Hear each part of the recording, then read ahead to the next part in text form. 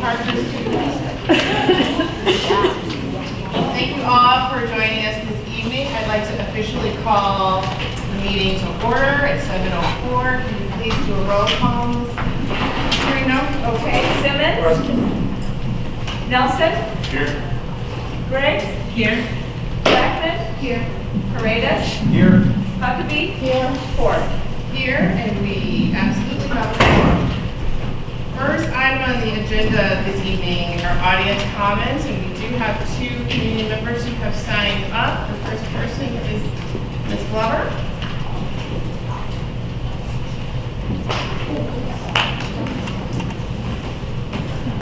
Good afternoon. My name is Jacqueline Glover, and I just had a question regarding the Title I fund. Not sure what they're being allocated for, but I know we at the committee at Park, we had kids at Park and but the committee over at Parker, we just did a walkathon and raised additional funds to put a STEM lab into the school. I understand that the Title I fund money only goes towards reading and math, so we're just asking if we can have a portion of that to be extended to the math portion of the STEM program. Yeah, is it okay if Annabelle Crawford follows up with you tomorrow specifically about Title I? Yes. Is that all right? Yes. Okay. Thank you. No problem. Thank you very much. And there are a lot of things that Title I covers. Okay, well then, excuse me for that. Thank you very much. Thank you. Next community member is Ms. Anderson. I was actually supposed to be partnering with Ms. Glover, so please scratch me from the list. I'm sorry. Okay, no, that's fine. Are there any other community members that did not get the chance to sign that would like to address the board? All right. Next item on the agenda, recognition of school board members. That's me, absolutely. Well, good evening, everybody. November 15th is School Board Members Day in the state of Illinois. It's an opportunity for all of us to recognize the efforts of our Board of Education on behalf of the students, staff, parents, and communities located in Baltimore School District 161. Being a board member is a complex job that requires providing a high-quality education to all students, maximizing the efficient use of tax dollars, maintaining a well-functioning physical plan, providing clear and actionable leadership, and generating logical policies to guide the effective operation of our organization.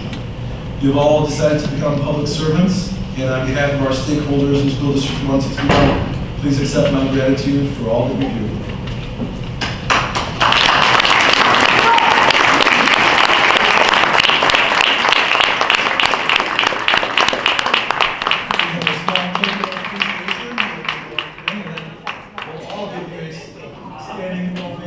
Congratulations. Thanks so much for all that you do for our students.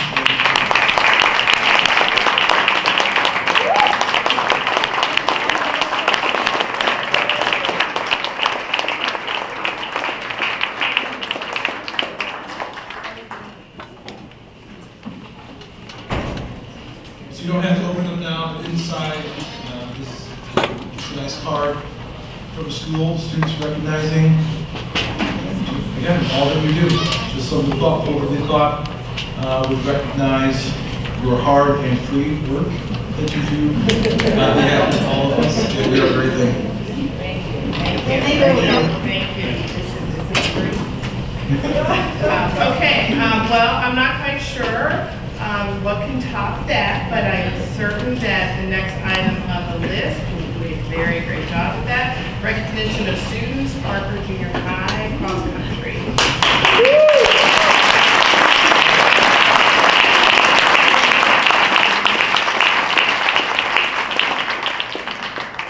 Thanks for giving us this opportunity to recognize the kids tonight. We really appreciate it on behalf of them. The coaches, we just kind of wanted to take this time also to go through some of the accomplishments that the kids did. A lot of them started running with us in June over the summer when it was 90, almost 100 degrees some days. Way earlier than a lot of schools do. And so we got into the season,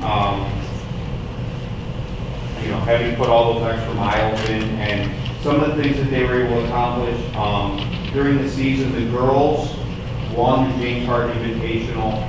The sixth graders, the sixth grade girls were third place at the Troy Invitational out of about 60 schools. Sixth grade girls were third at Tiger Trails out of 22 schools. The seventh grade girls were third at Tiger Trails out of 22 schools. The seventh and eighth grade girls both won conference. And the girls team overall qualified for state for the second year in a row. One of only about 10 girls teams in the entire state. They took third in sectionals, and then they were 21st at state. On the boys' side, they also won the James Hart Invitational. Sixth grade boys placed second out of 22 schools at Oswego Tiger Trails. Seventh grade boys were third, and the eighth grade boys were also third at Tiger Trails. The team overall was second, and we have a bunch of trophies back at Carter. Come see those. Seventh and eighth grade boys both won conference. The boys team was one of 3 teams in the entire state to win sectionals 2 years in a row, and the boys team did place 23rd overall at state. So we're extremely proud of it.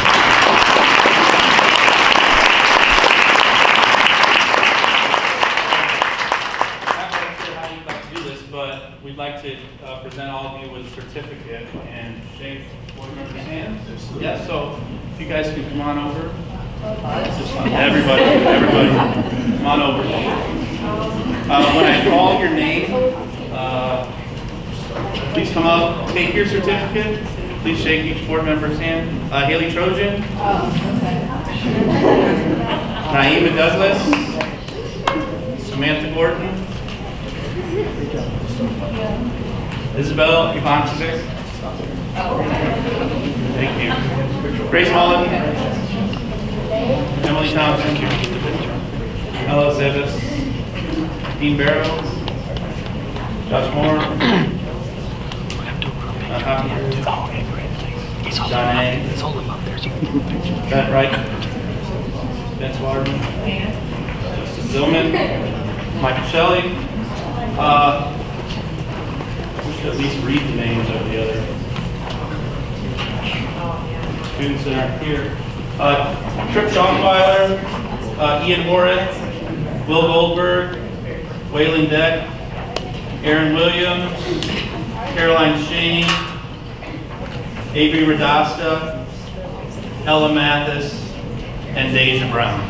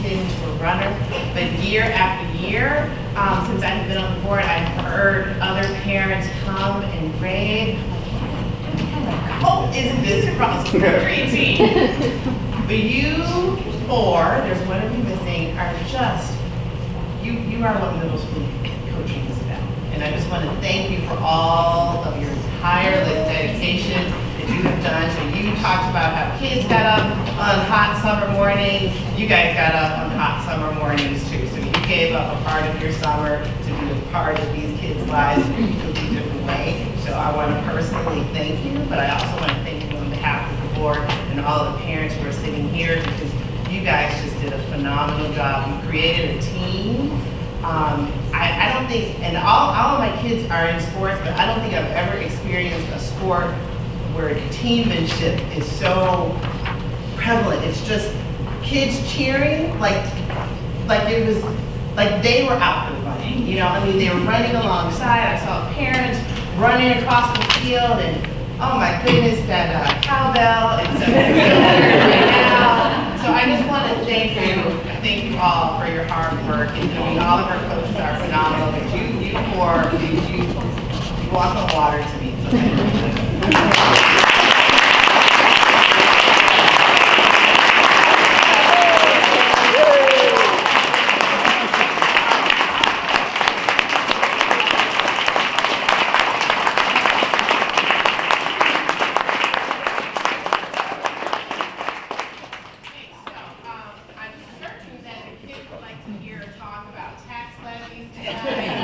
Extra credits and marketing, sure, but this would be the perfect time for you guys. Thank you.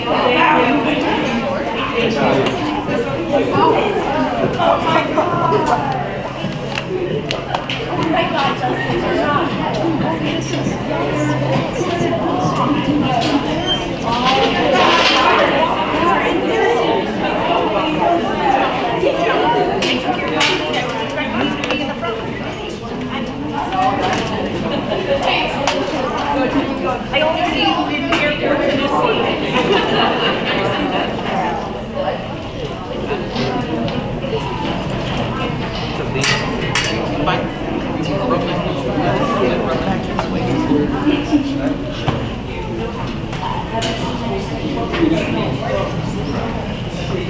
Okay.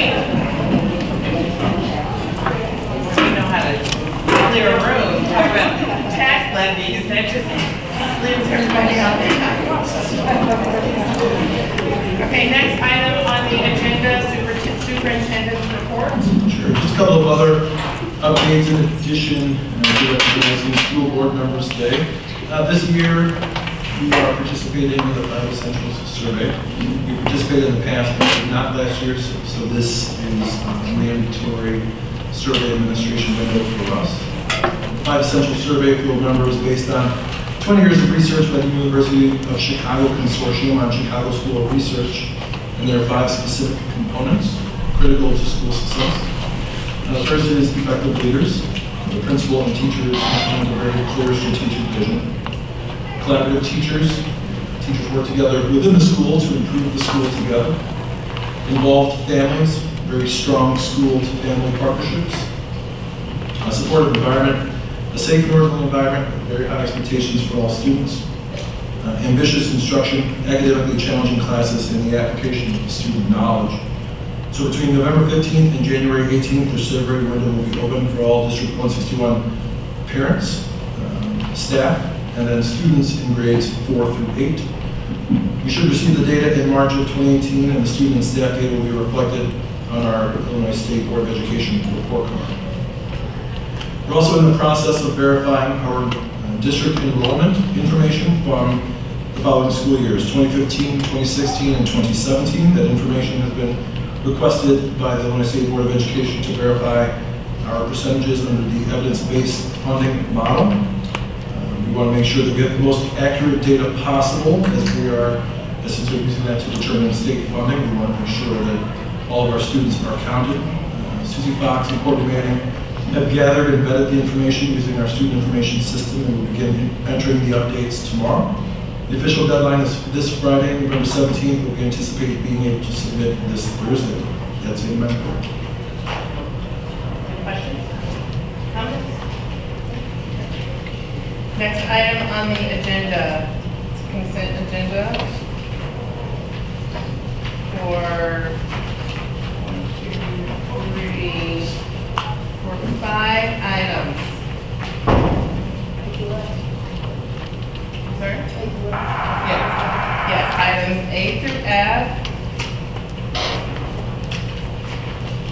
include minutes from October 10th, executive session, October 10th, committee of the whole, October 27th, executive session, October 27th, FOIA reports,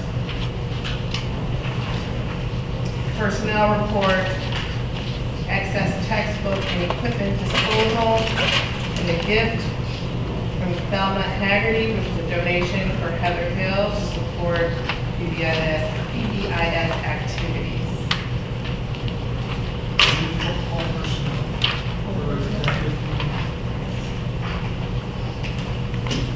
So I move that we approve the consent agenda items with the exception of the personnel report. We will approve that after executive session. So all items as listed with the exception of personnel report. So moved. Second. Roll call, please. Okay, Simmons? Yes. Briggs? Yes. Huckabee? Yes. Nelson? Yes. Blackman? Yes. Paredes? Yes. Ford? Yes. Motion passed. Next item on the agenda, committee reports. We have Steve, but there are no report, there's no update, so we're going to move that. No real updates. But one thing I do want to say, I think we got a conflict because they are asking to call a special meeting for candidates to be able to the superintendent position there on the 27th, which is Monday, which is Monday at 7 o'clock. So I may be out, and that's where I'll be. So that's it. Other than that, I should have a, you want to say something? Oh, I'm the alternate. You want to go? You want to speak report? Well, I mean, they're gonna review candidates for that position. I think they have 2 or 3, so I mean, I was gonna go and if I'm going, it's fine. Well, you two can figure it out. If it's okay, let me follow up on that. Yeah, but it's gonna be on the 27th, and we're looking for a response, I guess. I don't meet on the 27th, is that correct? We do meet, and there is a speed board meeting that morning to vote on those 2 candidates for the superintendent. So, What's that morning? but then there must be a follow-up. I'm It assuming. is a follow-up. Of the governing board that The evening. governing board, yeah. Okay. Community Engagement Committee. Jim Brady. Yes, so we met on the 2nd of November over at Foster Hills. And we established the purpose of our meeting was to help clarify what the 3 stated priorities would look like for our community and for our district. Those things we stated before as first priority was consistent communication, second one was relationship development, third one was district identity. And so what we did was we fielded some questions from the people at the committee.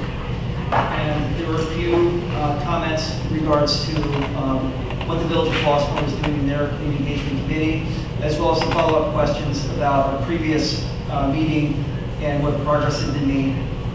Dr. Smith responded that he had investigated a number of different options ranging from, including follow-up to specifically our self-audit. Dr. Smith responded that he had investigated a number of different options ranging from $1,900 to about $9,500. He said that we were leaning toward the $1,900 option to help plan a path forward, and that Jody Bryant from Home of Flossmoor was trying to help us find a tool to help us conduct an audit of our own for our current program, which is on the thin side. We were advised that by Scope, which is one of the companies that we looked into, that we would really probably better off if we conducted an audit on our own, and then perhaps sought their help to plan for the future. We were also advised that we should probably not try to overlap parent survey with the parent-teacher conferences in November, and that we should look to moving it a little bit forward after Thanksgiving. One of the members of the Flossmoor Library Board was there as well, and he also expressed confidence that the Flossmoor Library Board, the Foster Library would be very interested in helping us to advertise for our survey and for our information gathering from the community. So after a brief explanation of the process, small groups were assigned to go to one of 3 poster boards and describe outcomes based on the Community Engagement Committee's priorities that I just mentioned that we targeted following the last Community Engagement meeting. Each group noted, each group was assigned to noted on the posters what the outcomes would look like for the priorities, and then moved on to another poster. Basically, we did what's called a carousel, where we just went around and we illustrated what we thought each of these priorities would look like and what are some things we really should attack. And then in the second round, we all went around and prioritized what we thought we should really make a high priority. So we gave that a number 3. We gave a number 2 to our second highest priority, and a 1 to our lowest, to our third highest priority rather. And then afterwards, we did a rough tally to have sort of a visual to see in our group where our priorities seem to be in our community and in our committee. At that point, Dr. Smith explained that he and his staff would crunch numbers and really try to put this in terms of a more a harder number with priorities, so we could really have a sense of where we really needed to establish our focus so that we could really build a framework around something that reflects what we get from the community, but also something that also dovetailed into what we can do this year in terms of short-term, medium-term, and long-term goals. So one of the documents that you just received references what Steve discussed at the meeting. So we did kind of a round-robin activity where we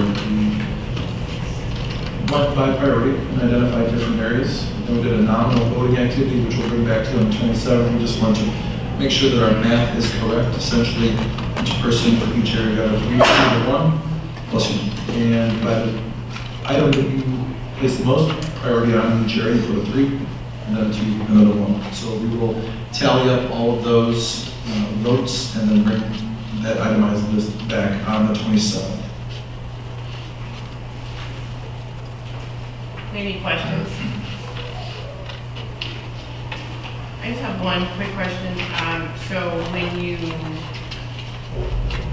you go back and rank those items, I mean, some items, I'm guessing just by quickly glancing are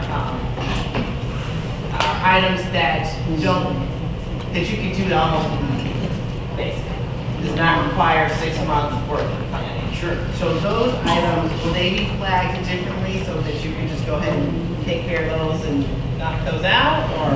I would say that there's an opportunity cost for all of them, right? So we may be able to implement them, but depending on who's doing the implementing, there's a cost of time or resources there. So I think what will come back to the board will be a list that has identified the top 3 in each of the areas, and then the additional pieces underneath. And then I think the conversation that the board has to have is, to Michelle's point, which items do we want to move forward with right now?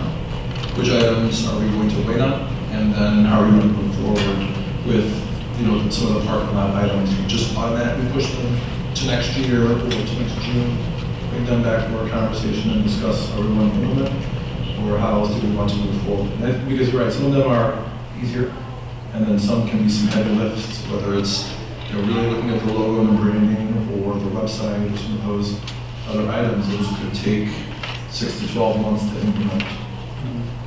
So I think we just want to be thoughtful about how we move forward, and for the easy ones, the low-hanging fruit, let's make sure that they fit within our strategic plan and our strategies and move forward. Yeah, part of this process is really making sure that we build a framework by which we can consistently look to see what we're doing, and maybe we won't have to do such heavy lifting in the future, but we've established processes where this will become more streamlined and more efficient. And some of the suggestions, some of the highest priorities are they're things that maybe can't happen in the next 3 months, even though they might be highest priority. or it might require us to look into extra resources. One of the questions that came up early on was a carryover from the Village of Flossmoor conversation about sharing a resource person. And to what degree we share other resources for the same purposes in intergovernmental agencies in the HF area. Certainly some things are sequential. One thing has to happen before other things do, and it just might take some time. But certainly we at least have a very clear idea of what the feedback is, and we can start looking at how that fits into our larger scheme. I think Steve brought up a good point. There's an opportunity to potentially share some resources with the Village of Flossmoor, particularly around the resources of a communications manager or some position along those lines.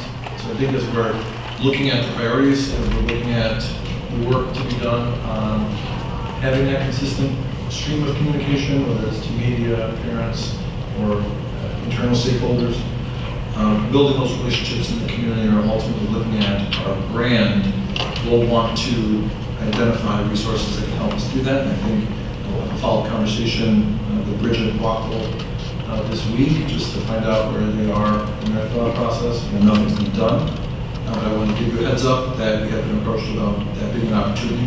On the 27th, we can bring some information back. Just what would it look like? Was there a job description? How much ultimately would it cost? Those sorts of things. And then we can look at that as a resource. We can look at the priorities that have been brought to you from the non-voting activity and community engagement committee, and then we can try to match up the work we want to accomplish with the resources that we have and make sure that those are both congruent. I just want to make sure we capitalize on the low-hanging fruit while we are, we will soon be halfway through the school year. I'm a huge fan of low-hanging fruit. We can do easily and maximize our 80-20 effort rewards thing, whatever that shows up. I'm all for it. Okay, so at the next meeting, you will have prioritized this, and then what happens after that next meeting? I think that we need direction from the board, because we're also talking about the scope survey tonight, just bringing that forward discussion. And the 27th is special board meetings, we will be able to take action, but ultimately that's the survey that we can use to audit. We'll talk about a little bit further down our communication processes. We'll have information, at least I'll have a better idea of what a shared services process could look like with the Village of Flossmoor around communications, and then we'll have these items prioritized. So that we can look at sort of a complete picture, not only in the next probably 1 to 3 months, which is part of the scope of the audit, but then the next 1 to 6 months, we have to take that audit information and then do something with it. And we already have a number of recommendations for communication improvements we can make as well. So I think that's what we'll be looking for at the next meeting, is direction from the board about which areas to start to pursue. So one of the things, I think, one of the things that you might be speaking to are things like wanting to hear more about great things at Parker, right?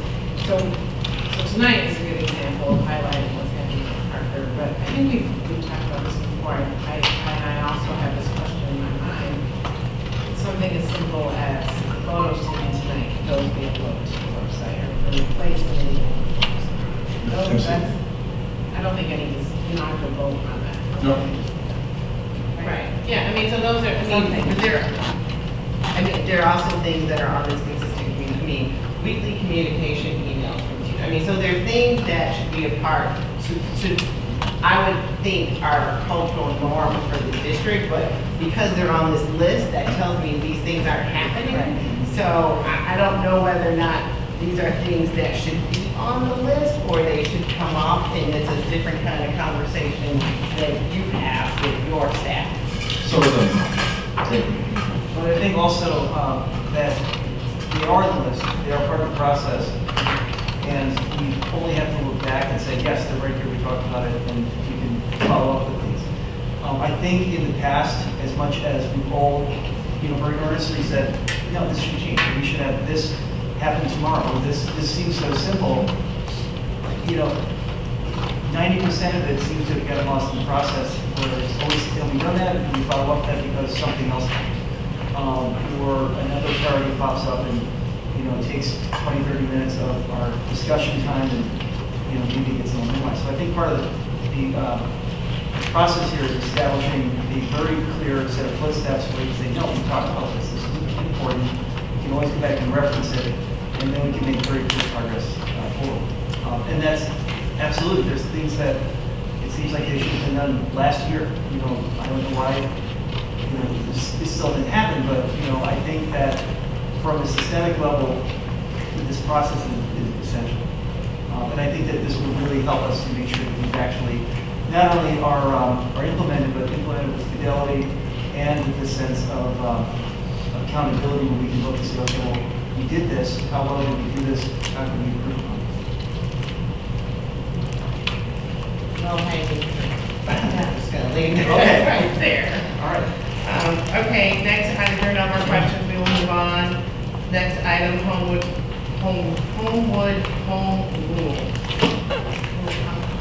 Absolutely. So as you know, the Village of Homewood is looking to seek public referendum to allow the designation of it as a home rule community. We are now going to attend the village meeting last week. So I'm not sure.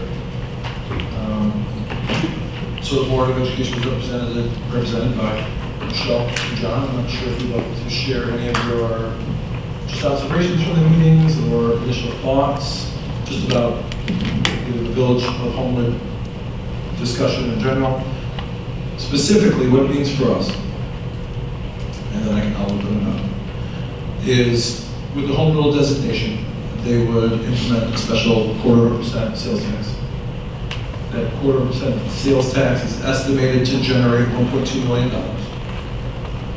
That $1.2 million would be split up amongst the taxing bodies, so districts 153, 161, 233, the Homewood Flossmoor Park District, and the Homewood Library.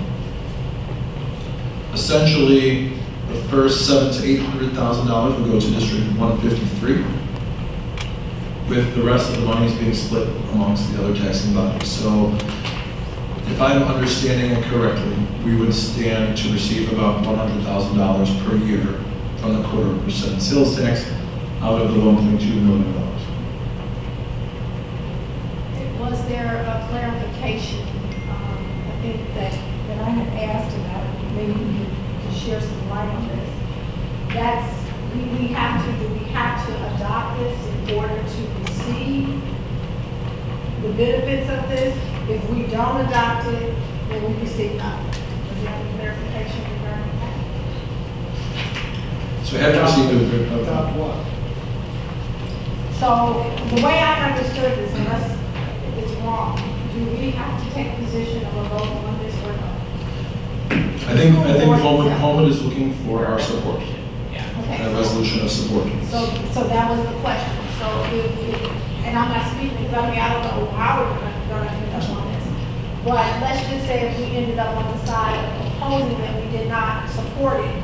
So that puts us out for race. We don't receive anything, no funds. Is that basically it? Or did anybody get any clarification on that? I would say no true clarification, but that would stand to be my understanding. That would be my understanding. So I have a question. So the $100,000 estimate is from what? Because I saw also that it's like whether it's going to be based on percentage of kids or whether it's going to be on seats or so what the $100,000 because I came up with a different number. Right, so I would say the $100,000 number is from their initial formula. And so the additional questions that I put into the report is, as the conversations begin, and they're happening now, they haven't happened yet, they'll have to happen after this meeting, is what other ways we want to look at this formula. So if the pie is $1.2 million, what is an appropriate number for our support? Frankly, 20% of our students live in Homewood. So I think, that could be a place to start. We want to make sure that as that sales tax base increases, that we're protected as far as future growth. I think that's really important. And ultimately, it comes down to what number do you need to support Homewood and their request for home rule designation. John, Michelle? The vote is when, March? The referendum will be in March. By when are they looking for our support? I haven't received a hard number. Do we have room to push back on the formula? I think there's an opportunity for a conversation. As far as how much room, I'm not sure specifically. So they wouldn't really need our support before March. Officially, no. I think they're going to move forward. That's my guess. They have to decide by next month, right? Correct.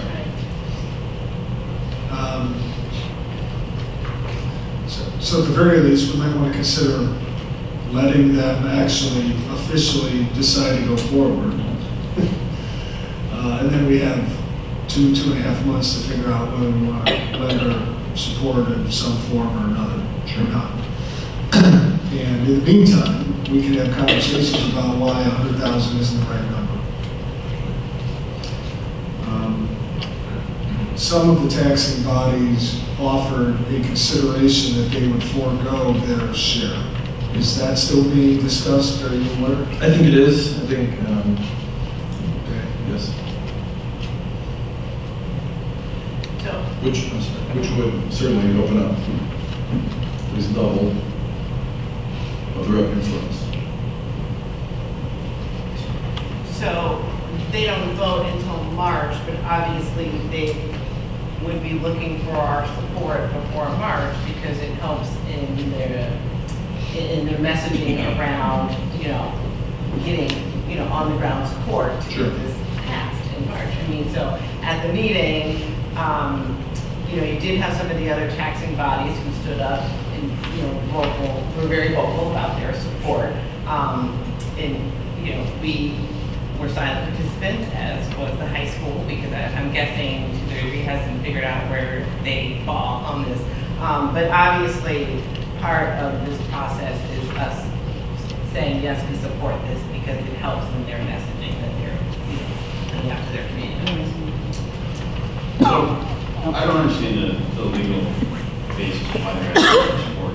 First of all, 80% of our students are not Homewood. We don't really have any business on behalf of Flock or residents, Homewood residents, what they should or shouldn't vote for. But more importantly, I understand, this quid pro quo, if we support them, we're going to get funds. I mean, they could change their mind at any time. It's not, how could that possibly be an enforceable agreement? Would be an agreement that would memorialize the formula that Dana's referencing. I doubt whether that could be enforceable. So say Homewood gets Alexa Holt as Slater Village trustees, right? I mean,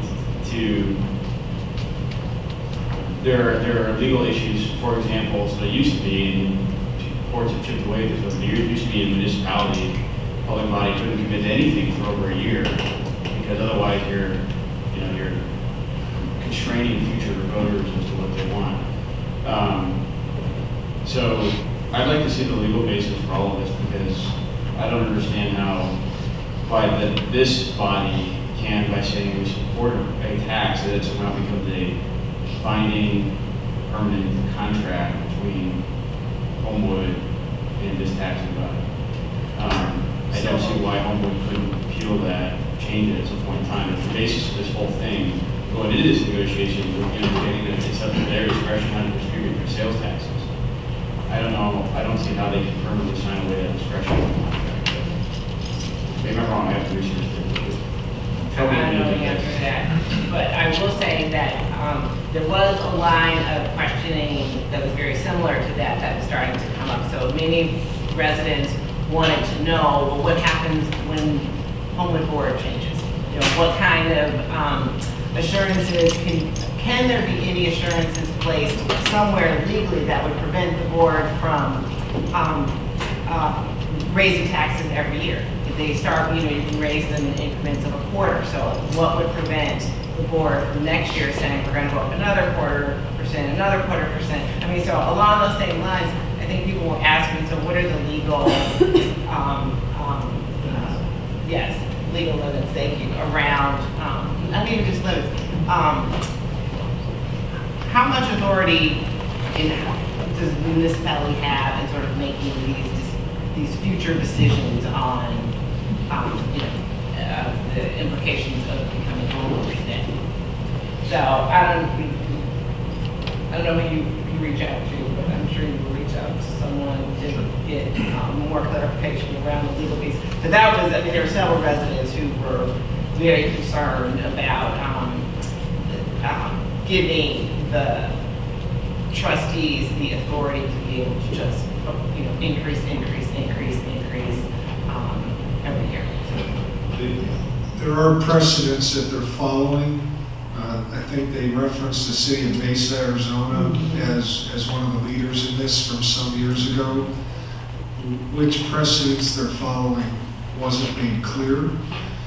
I think we are working under the assumption that such an agreement would be binding and enforceable, but we don't know that for a fact. So if there's a way to have Mr. Fester or somebody do a little proactive work on whether those kind of agreements exist in other municipalities and whether they have any kind of lasting enforceability, might make our future discussions that much easier. Just kind of taking a step back, there's a number of things that the village has already put forth as things they want to do if they get this vote. The sales tax is just one thing. They want to do a number of other things, including having much more flexibility in hiring for police and fire, having more ability to inspect residential rental properties, and maybe several other things, and their ability to tax not just the sales tax for business, but all kinds of other taxes is granted with much more flexibility than they have now if they were to get this. They couldn't promise one way or the other. The kind of backstop to it is you can either go back to referendum and remove the home rule, or you can just vote people out of office if you don't like the increase in taxes. I mean, voters always have their say every couple of years. But essentially what it would do is allow them a much greater flexibility in managing their village the way they see fit if they were to get this. I think the 1/4% sales tax is what typically floats to the top because it's their dollars involved. But I think as John identified, there are a number of pieces that Jim Marino and Mayor Hopefield really shared about the home rule process and how it would positively affect the home rule community. So again, with the sales tax piece, the village of Flossmoor was looking to add a 1% sales tax through a March referendum, and we would see $0 from that increase. Has the village of Flossmoor officially decided to go forward with that? Or is that just something under consideration? I can verify. I believe that's pretty official. Right? I think you're going forward. They are going forward? I think to answer the other part of your question, Cameron, I mean, I think they want our support because when they went down this road several years ago, it wasn't passed. Well, so I have no problem with that, right? As an individual, I mean, I work with Jim, who's the science center. I mean, okay, that's great. But this board, as a body, has no interest in all those other things John just mentioned, right? I mean, we have, it's outside of our purview. I get it. And so, I don't know that it is. Without a because we also serve Homewood. So we have students that come to us from Homewood. So when you talk about increased code enforcement on rental properties or some of those issues, they could affect quality of life for 161 students. I think that would be the intersection. I get that theoretically, but it's just, that's not within our authority. I mean, we don't really have any business talking about those things. Not that I have any problem with it. It's just that the only part of the home rule that affects us is the sales tax.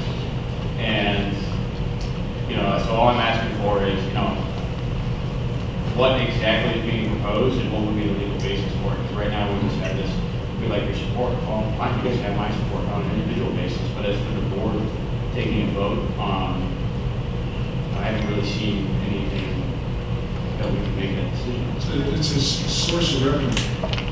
That is under our purview. Sure. But the context of this discussion is supposedly it's not even, it's totally discretionary to them to give it to us if they're offering it to us. It can't be that, you know what I mean? So it's not. If it's totally discretionary to them to give us the revenue, then it's literally not within our, anywhere within scope of our purview. Well, the discretion is what we're trying to memorialize and whether that can be enforced. So call it a potential source of revenue, which is under our purview. Yeah, a lot of things we agree to disagree. Until I see some actual need behind it. Is there any direction that you want to provide regarding the current allocation of the $1.2 million? Well, Because and I can, sorry to cut you off, you know, they're starting to generate potential intergovernmental agreements and things that would memorialize what is being done. And so obviously we're not locking into anything, but are we looking for a more formidable model? To Don's point, yes. I mean, definitely, that's negotiable, but I also think that rather than being done like on a handshake kind of deal, that to Don's point, we need to make sure that we are protected, but also that whatever is said or agreed upon, it will be just that. Okay, so the next time we talk, we'll draft the intergovernmental agreement. Any additional information on precedent of a position from our council on the enforceability of the agreements and the timelines on those. Are there any other pieces that you'd like to bring back? Yeah. And we're definitely selling, that's definitely confirmed. If for some reason we do not support, we do not suppose that will support this, that, boom, that will move 161 out of there. I really want confirmation of that as well, just, again, just, so we'll know what our options really are, and what that entails. I mean, I think these are all fair questions. I mean, obviously, again, I think the reason why they want our support is because they did not get this passed several years ago, and they were not including the other taxing bodies as part of their discussion or equation. So I can't see us not supporting it, and then it's passed, and then we're like, hey. We did all this, right?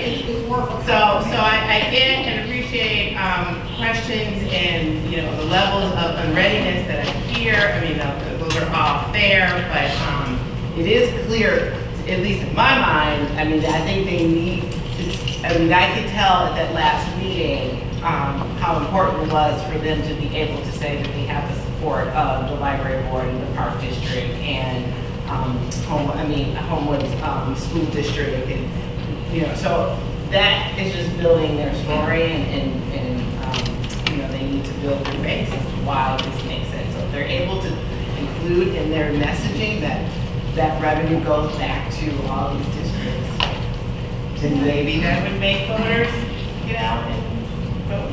Did they illustrate what the downside would be if this didn't go through, other than they just have less money? Did they say, would they? The downside for us? No, well, downside for them. If it didn't pass. If it didn't pass, I mean, They continue to struggle with hiring the people they want to hire for fire and police. It takes a lot longer.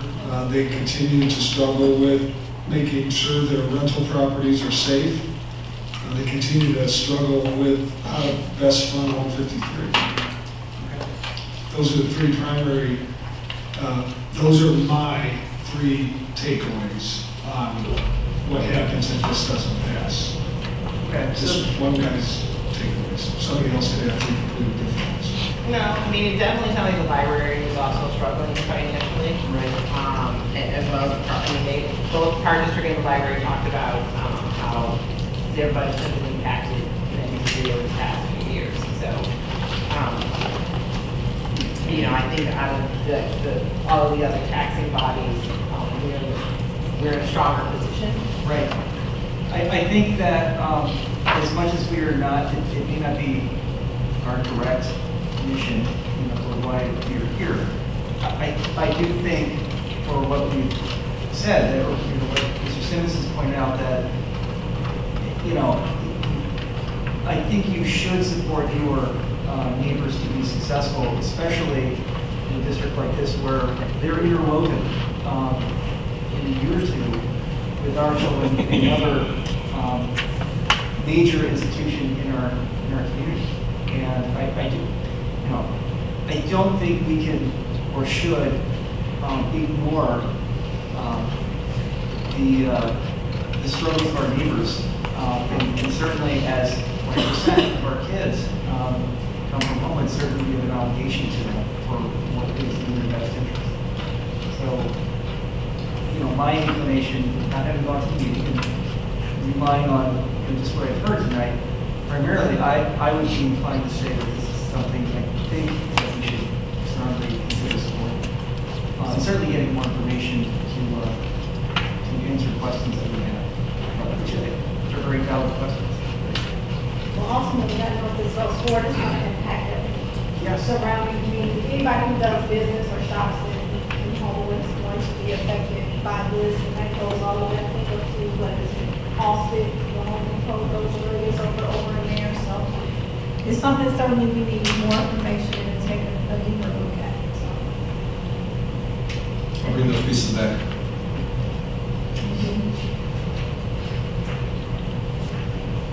Next item, superintendent entry plan. You're not going to put on the task. No taxes. No taxes.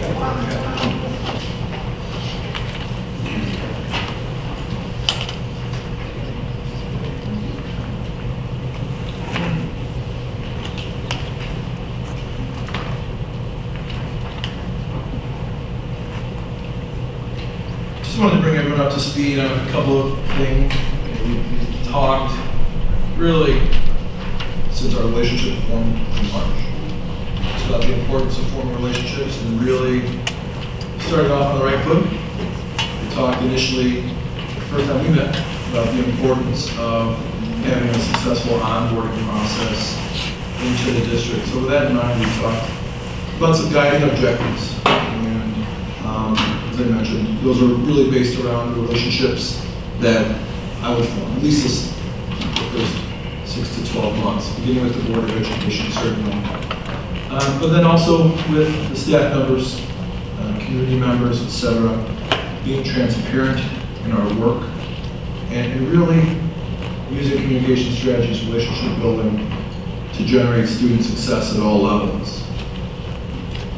So, when I think about how this happened, a lot of legwork, a lot of tweets, a lot of Italian ices with Murrow and Vaughn and I, certainly at the meet and greet. It was really just being out there and being present and being counted with our staff members, being counted with our families, and I would probably call it honest visibility, because it's being involved with the activities of the schools and the district in a way that's very meaningful and thoughtful. So, meeting with students and teachers and community members. If you've been in a PTO meeting with me, you know that I give up my personal cell phone number.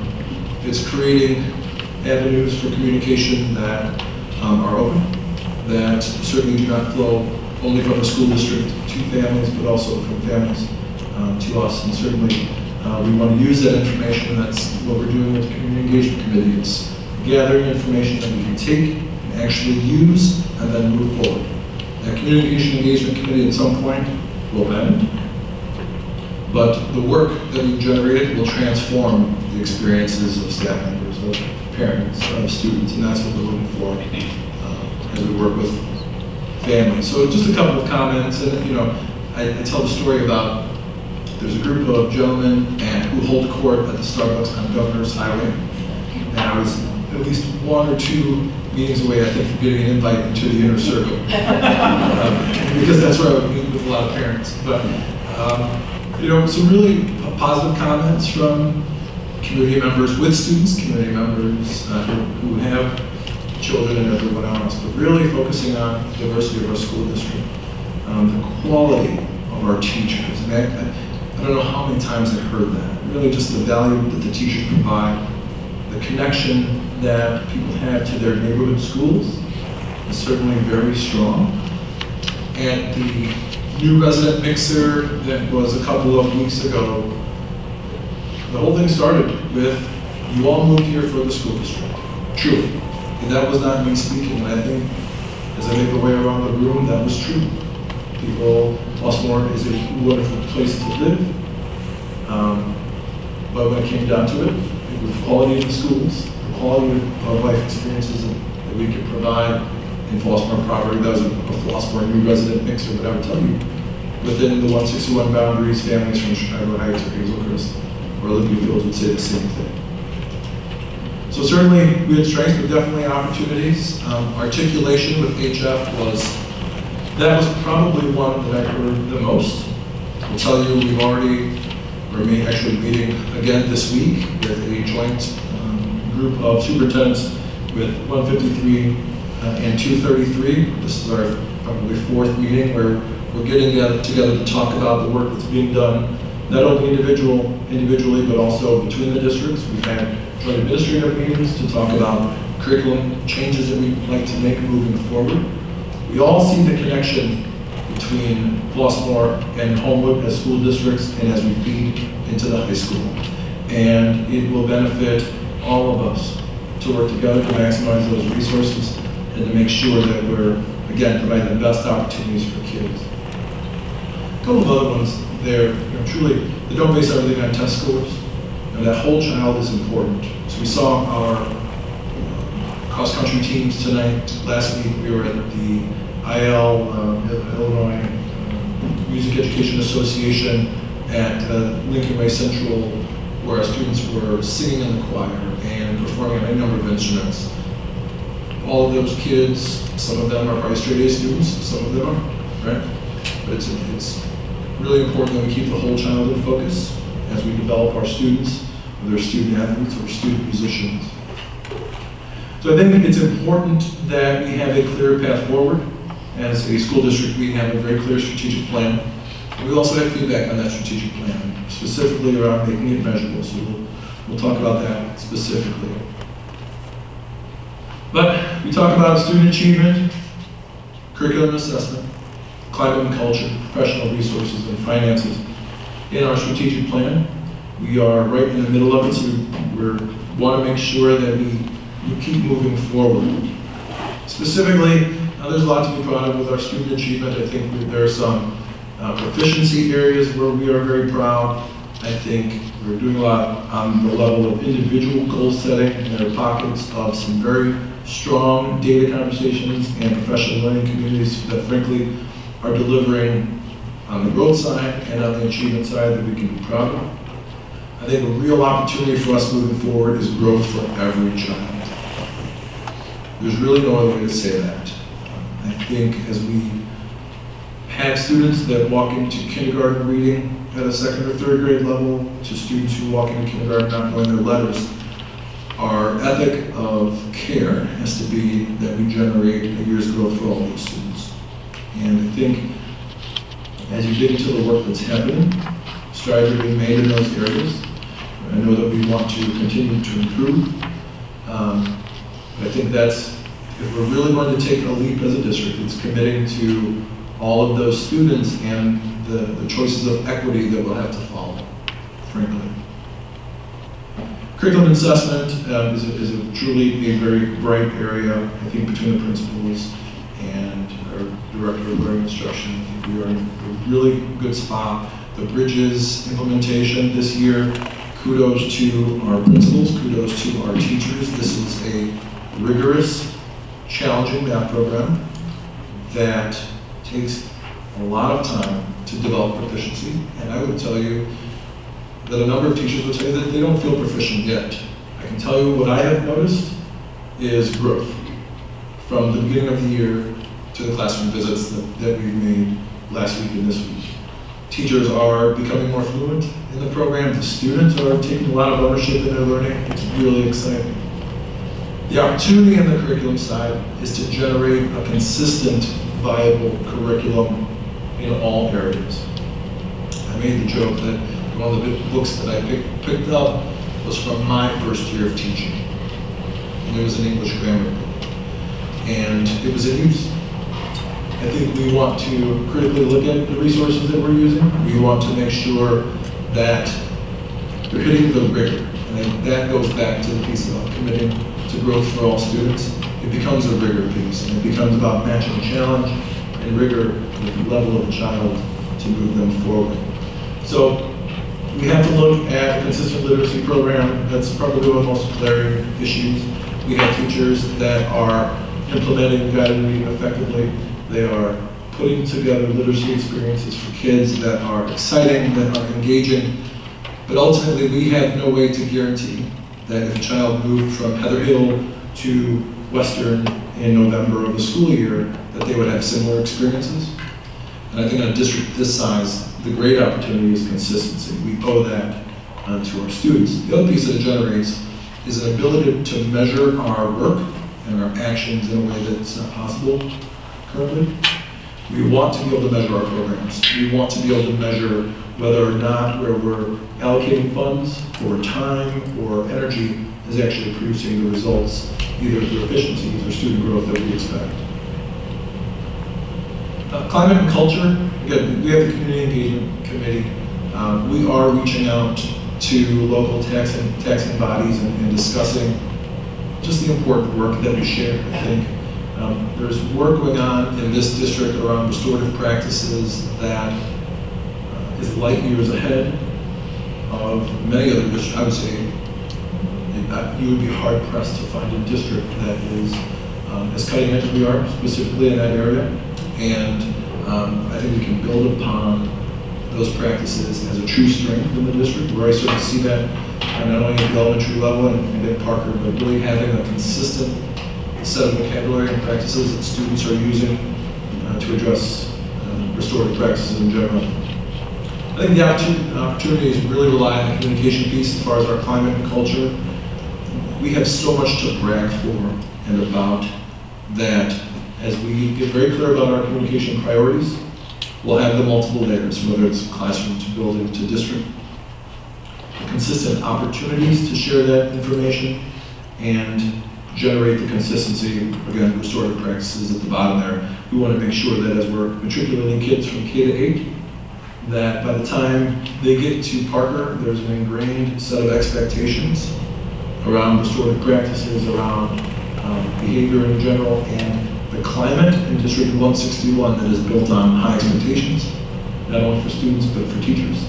And a consistent expectation that we expect our students to perform and to represent us at the highest levels.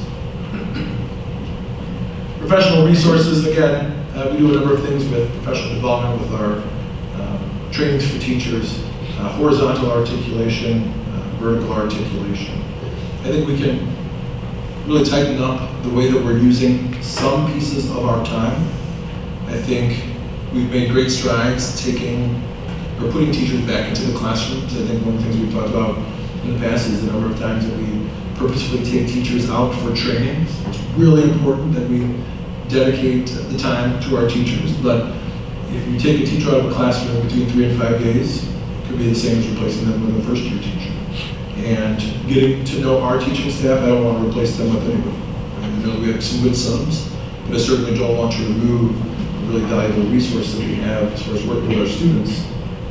So I think we need to look at opportunities that we have to provide additional training.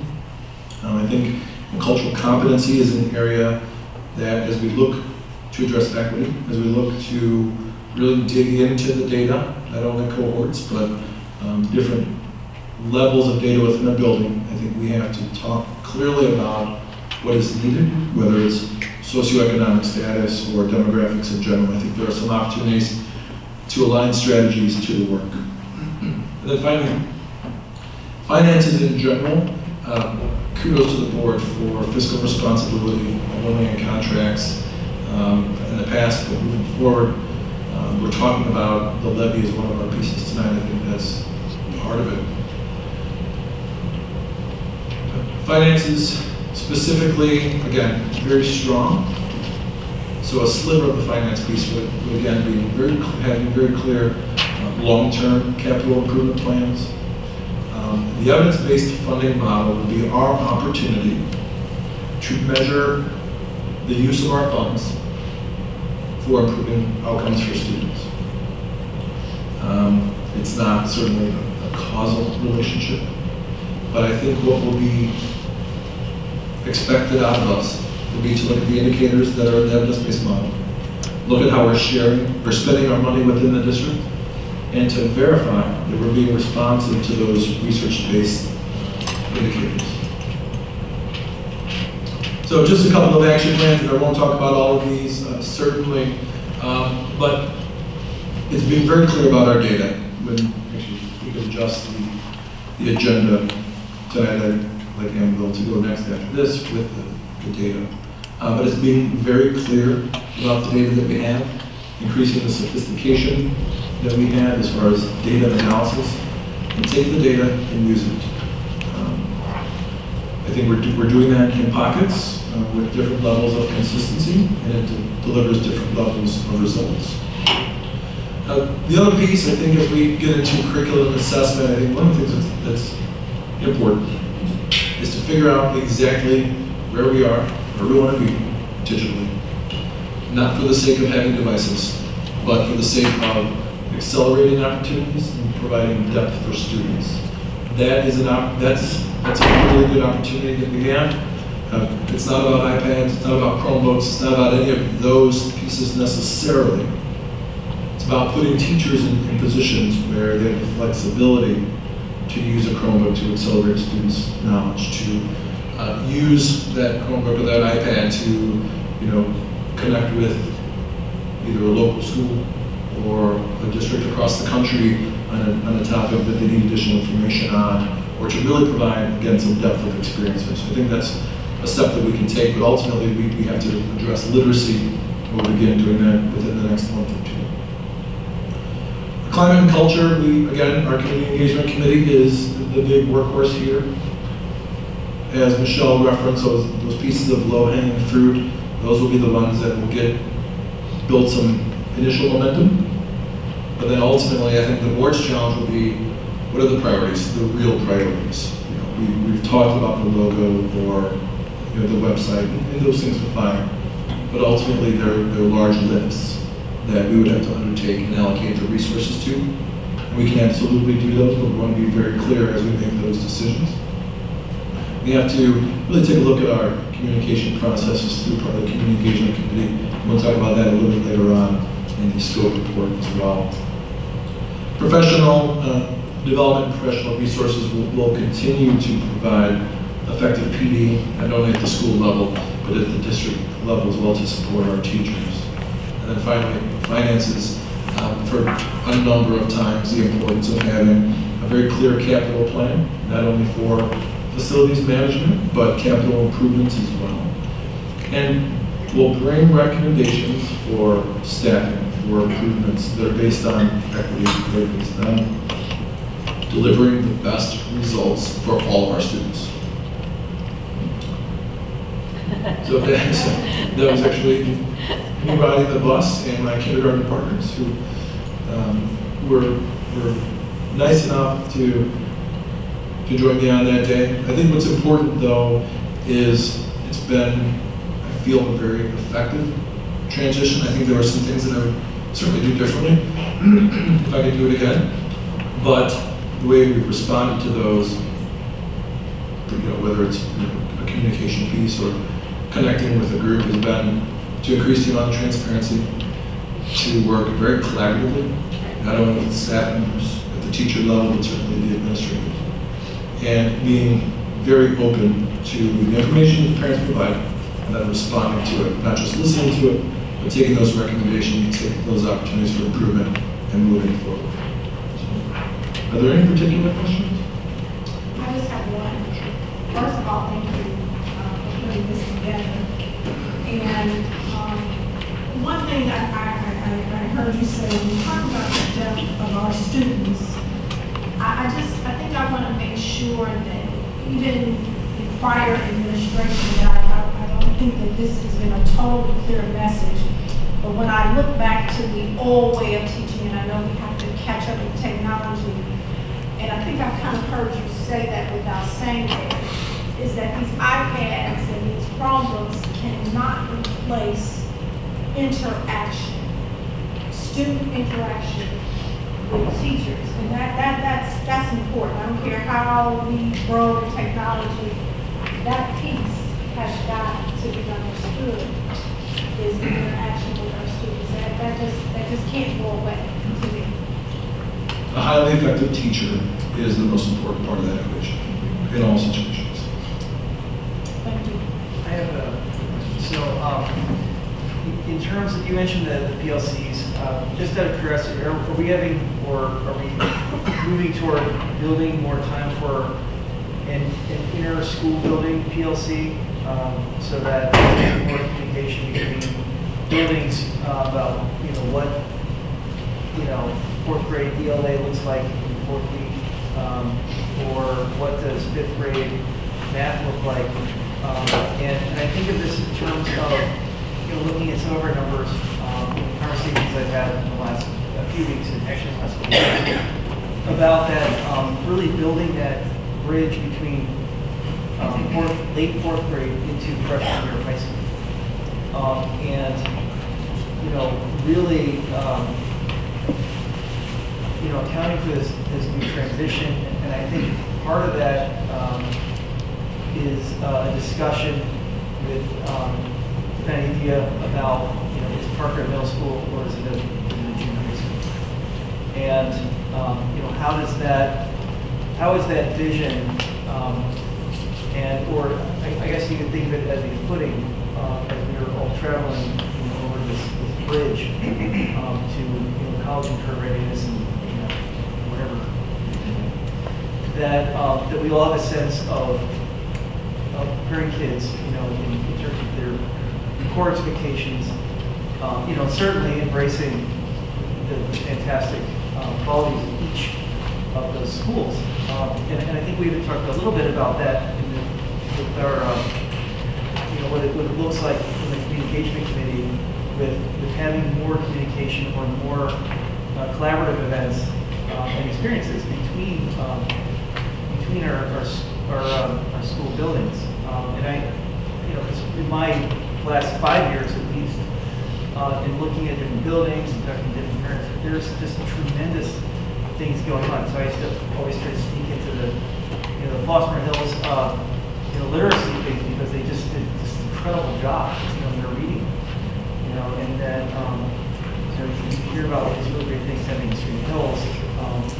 And as a parent, I'm as really, truth be told, as a teacher, I'm very interested in seeing this on the school board. I just think that there are so many tremendous things happening in individual schools, including Western Adam, that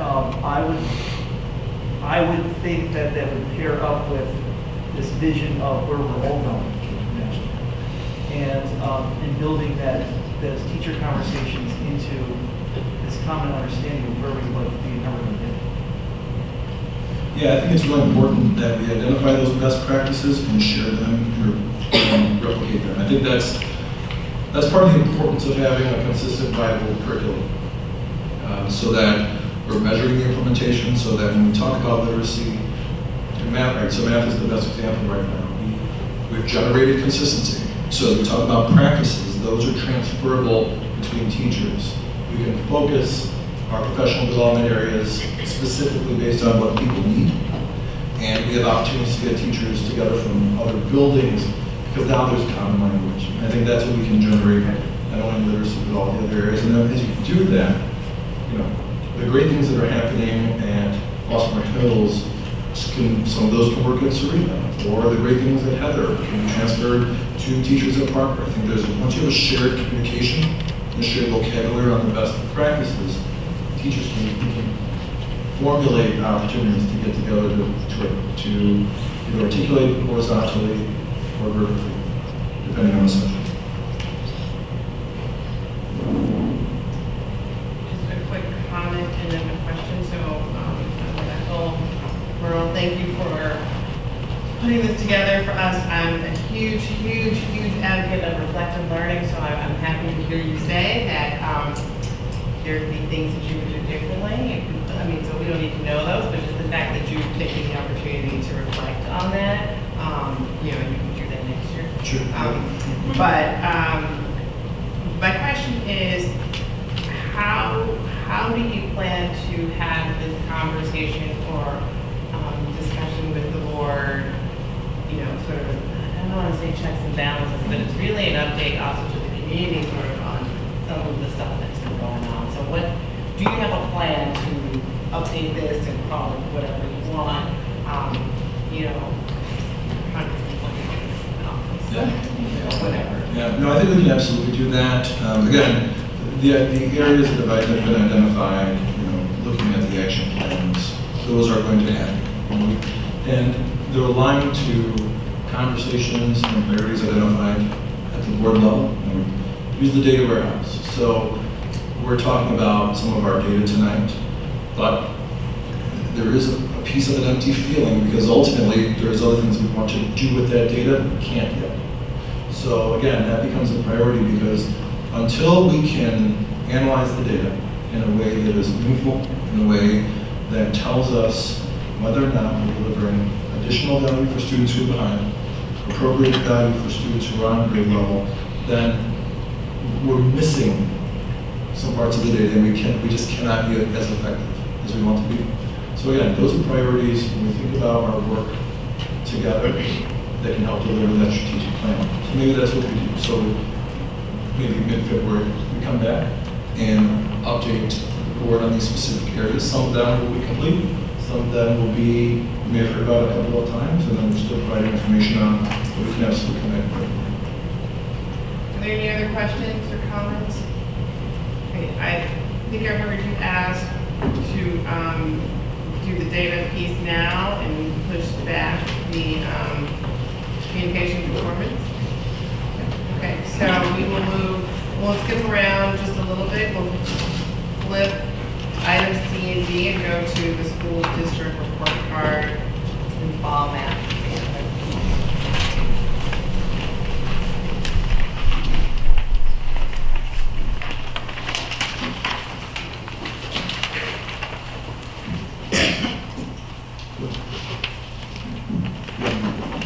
No, I think I'm good, unless you guys.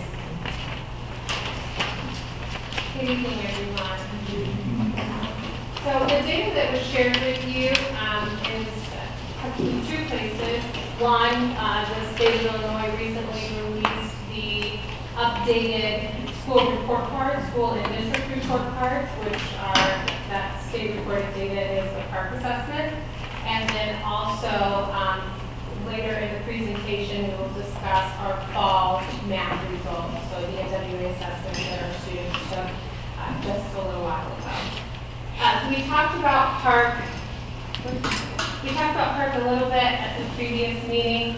PARCC is the assessment that is given yearly by the state of Illinois, and PARCC is a grade level assessment. So PARCC is the assessment that is telling us the percentage of students that, according to this assessment, are meeting or exceeding grade level preparation or showing proficiency at their grade level. So this chart shows you from 2014, 2015 to 2016-17 how the state average at the top at 34%, our district average went from 33 to 35 to 37 last year. So we have maintained just a few points above the state average on PARCC. And then you can see each of our schools' growth or lack thereof over the past 3 years on PARCC. And again, I think it's really important to stress that PARCC is measuring students in terms of grade level proficiency. So this number is telling us that according to PARCC, 37% of our students are deemed meeting or exceeding the grade level standards for their grade level. Certainly, we want more aggressive growth than this on PARCC on any assessment that we give. Certainly, we want more than 37% of our students ready for grade level work and ready for the next grade level. So that is the challenge, and that is the work that we need to embark on. And I've seen this for a number of years, and you know, I think that an important data point up there is the state average. Yes. And I think that without that, it's, you know, what happened, you know. And I think this is also an issue that we ran into with ISAT, where they kept ratcheting up the criteria for exceeding, not actually, you know, didn't really reflect how our kids were actually doing. So I guess what I would also be interested in seeing is kind of an index of, you know, what does a 37 mean? So, you know, we're 3 points, you know, above, you know, the state average. You know, moving forward, I think that we should look in terms of, you know, some sort of, you know, schools that we have identified as we'd like to, you know, be compared to. Sure. Just so we have a sense of, okay, so this is the reality. You know, 34% of Illinois school children didn't take a nosedive. It's probably more the test itself has a few bugs to work out. It's a relatively new test, and I don't think it can be. You know, I guess I would like to see, you know, more accurate representation of, you know, given this is the test, what does this look like? What's the range? Yeah, where are we in? PARCC. What's our index? Where are we in this group? Okay. I had a similar question. You know, because of what the state did with ISAT and because PARCC's so new, so I would be shocked if they didn't tweak the test a little bit between at least 2014 and 2015. So we don't really have any way to know if 33 or usually the state average numbers are comparable or not. And I don't know, I'd also be shocked if anyone, if ISB gave you a report that clearly laid that out. So with that data becomes available, if you can provide it. Absolutely. Yeah, and I think with an assessment that's so new, Right. and highly critiqued throughout the state, those are factors that we need to be mindful of when they do become available, to be ready to respond to them. The other part of that is that on some level, part is our reality. It is the reality of what is publicly reported and why we share it here. Part is also the state assessment that will be live on websites like Great Schools and on the real estate websites as well. So it's important to keep it at a level of relevancy to PARCC so that we know, have another measure for our students. We mentioned at the previous meeting that one of the issues with PARCC is that we get the results after the kids have already left the grade level. So if I have a fourth grader and I find out when they're fifth grade what they did on fourth grade standards, that the teacher is not necessarily helpful, which is why we have other assessments that help us do that in the moment live checking. Why is that, by the way? During discussion at the state level, and it seems crazy to me that we get scored knocked over. Is there any plan in the works to move that forward? Not that we have heard, and anyone wants to lobby with us, let me know. It would be great to get it much sooner, but yeah, we're not got any promise of that at all. There's also, I believe, a concern that if you take the written test that is, you know, shown to have a higher average, then you take the computerized test that they insist that you invest money in to take. But so, you know, at the state level, they're looking in terms of, well, you know, what is it, apples to apples or apples to something else? Anyway, I just wanted to first some context.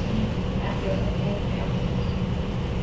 So these slides are what is publicly reported on the Can you go back one Oh, slide? sure, yes. Steve, for reference, 153 district, from left to right, is 34, 33, 32. Okay. Thank you. That's one other data point of our neighboring district, to start to give some context. Okay, thank you. Sorry. So these charts are the publicly reported information on ISB. So the green, so the green and the light green and the dark green shows the percentage of students at each year that are meeting and exceeding. This is an example for Bosworth Hills. It's really small, but on your data chart, for example, if you start at the top, the 2015, 2016, 2017, you can see the growth going up at the top there. Similarly, for ELA, for Bosworth Hills, that would be 2015, 2016, and 2017. We really want to focus on moving more students into the meet and exceeds categories. Park introduced a new category. If you were around when ISAT was happening, the Park expanded to add a category for approaching. So that's what we want to see, less kids in the red and orange and yellow, and more kids into the green areas. These slides show all of our schools in the same view. So Heather Hill, mathematics, as well as Heather Hill ELA.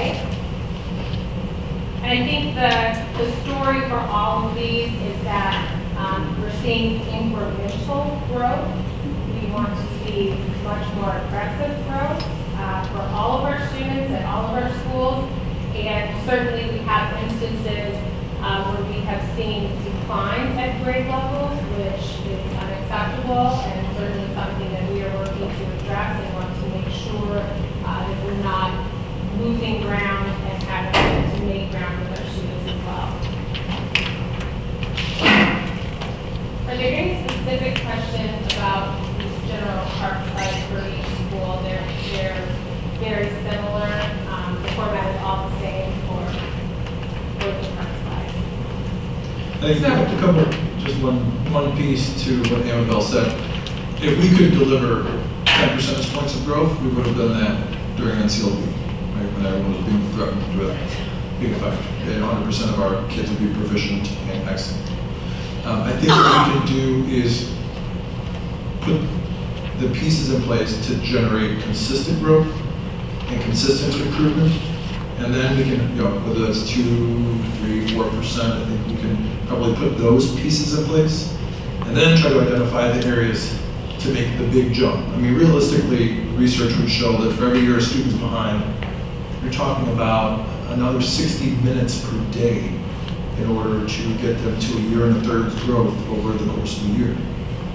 So as we commit to addressing things like annual growth and catch-up growth, or accelerating students from below grade level to grade level and then above, or accelerating students who are 2 years above, there are thoughtful decisions that will have to be made along the way as we choose how we allocate our time and ultimately our resources. Yeah, just any thoughts on some of these dramatic growth that I see here? For example, Bosworth Hills, grade 3, 2015 to 2016. I think Western has a dramatic lead as well. Any thoughts on that? I mean, it's a pretty significant number. Yeah. I think it goes back to making sure that we're focusing on any grade level, the standards for that grade level, and what the students need. And certainly we've shown evidence of doing that in better times, better than others at certain times. And I think to Dr. Smith's point, really pinpointing what we're doing that's working so that we can have sustained growth. So, for example, with mathematics, lack of having a aligned curriculum throughout the district gives you that maybe sometimes growth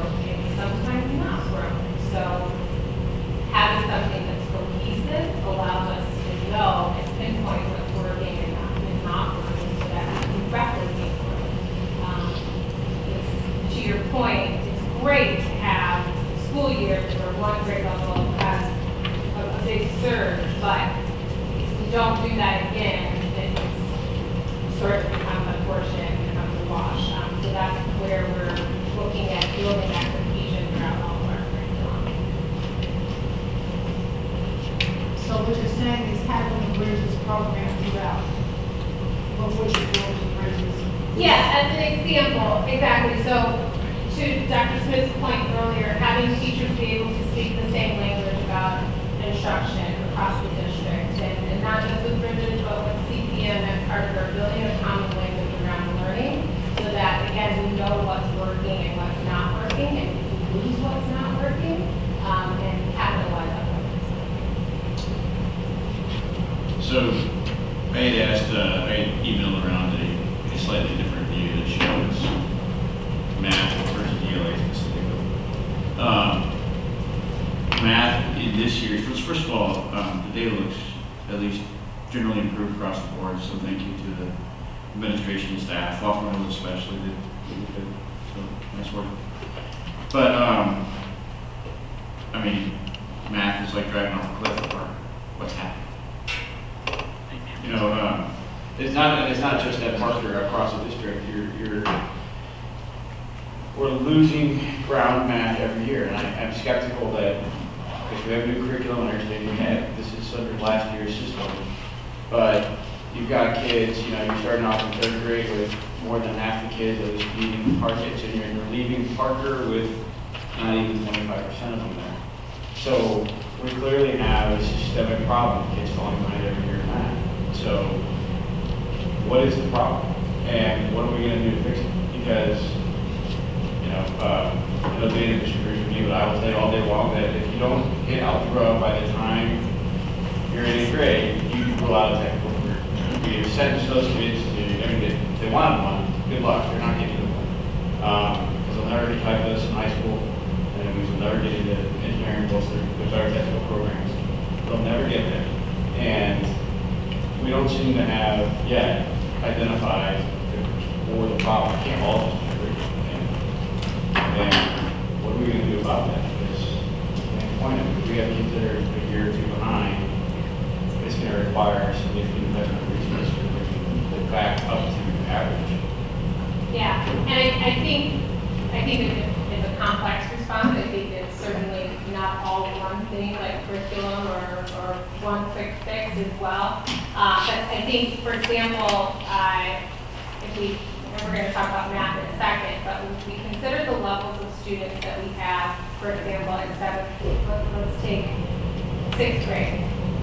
We're talking math in terms of the students who just took the fall math test.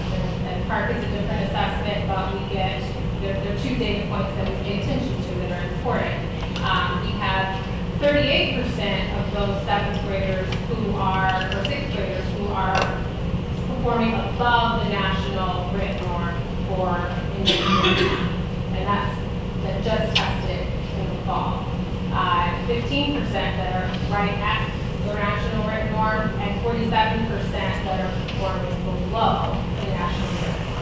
So I think the challenge is that we have to focus on all of the students. We have to balance that out. So that 38% that's performing above grade level, our focus needs to be just as aggressive on that 38% to keep accelerating them as it does for that 47% of students who are below grade level. What we do with those students is different, but both need to grow. So I think in the past we have focused, particularly Parker, on trying to move up the students who are below, and then we lose that focus on the students who are already ahead, and then throughout the school year we ground with them. So that's an example of looking at our data so that we're covering all of the students versus taking one group and then sort of not seeing the change with all of our students, but just half. I think the other thing with math in particular is that we have a large percentage of students, or a large number of students at Parker who are taking the advanced math classes and who are prepared for those advanced math classes. We think, when we get to the high school and we're getting reports back from the high school, our preparations haven't been rigorous enough for those high school level classes. So we have to do a better job to make sure that we are really ramping it up for our IGA students as well, because they factor into that data also. That goes back to my original question, which is what's wrong. Because, so I agree with you, we should be, I think we all agree, we should be serving all of our students. This should be happening every day. Every teacher should be looking at where the student's at and figure out what that student it needs to go forward, whether they're an advanced student, whether they're behind. That's supposed to be already happening. It's clearly not working. You know, we have, you know, according to this, you know, what, over 70% of our students, not even at level by 8th grade, right? So we're clearly, whether it's advanced students or not, I mean, something systemically is not functioning the right way because that, you know, that can't happen in a vacuum. I mean, so what's the problem? I think there's many factors to it. I think a huge part of this curriculum, having consistency across that. I think it's maintaining high expectations for all students and making sure that everyone is really pinpointing what those students need. And then again, making sure that our interventions, whether it's for students on the low end or on the high end, are effective. So there's a complex issue that I don't think has one finite answer, but many different things that we have to address and we have to have responsibility to make sure that we address and pinpoint what's not working.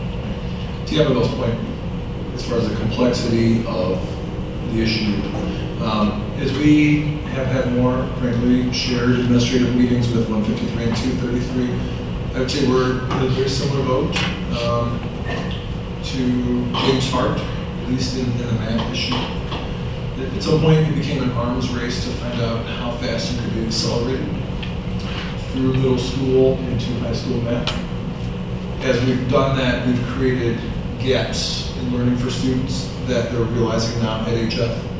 And there is a real urgency to look at the course catalogs at the 2 middle school and junior high in order to create some consistency not only between the buildings, but also to create consistency of student skills that go into the freshman year.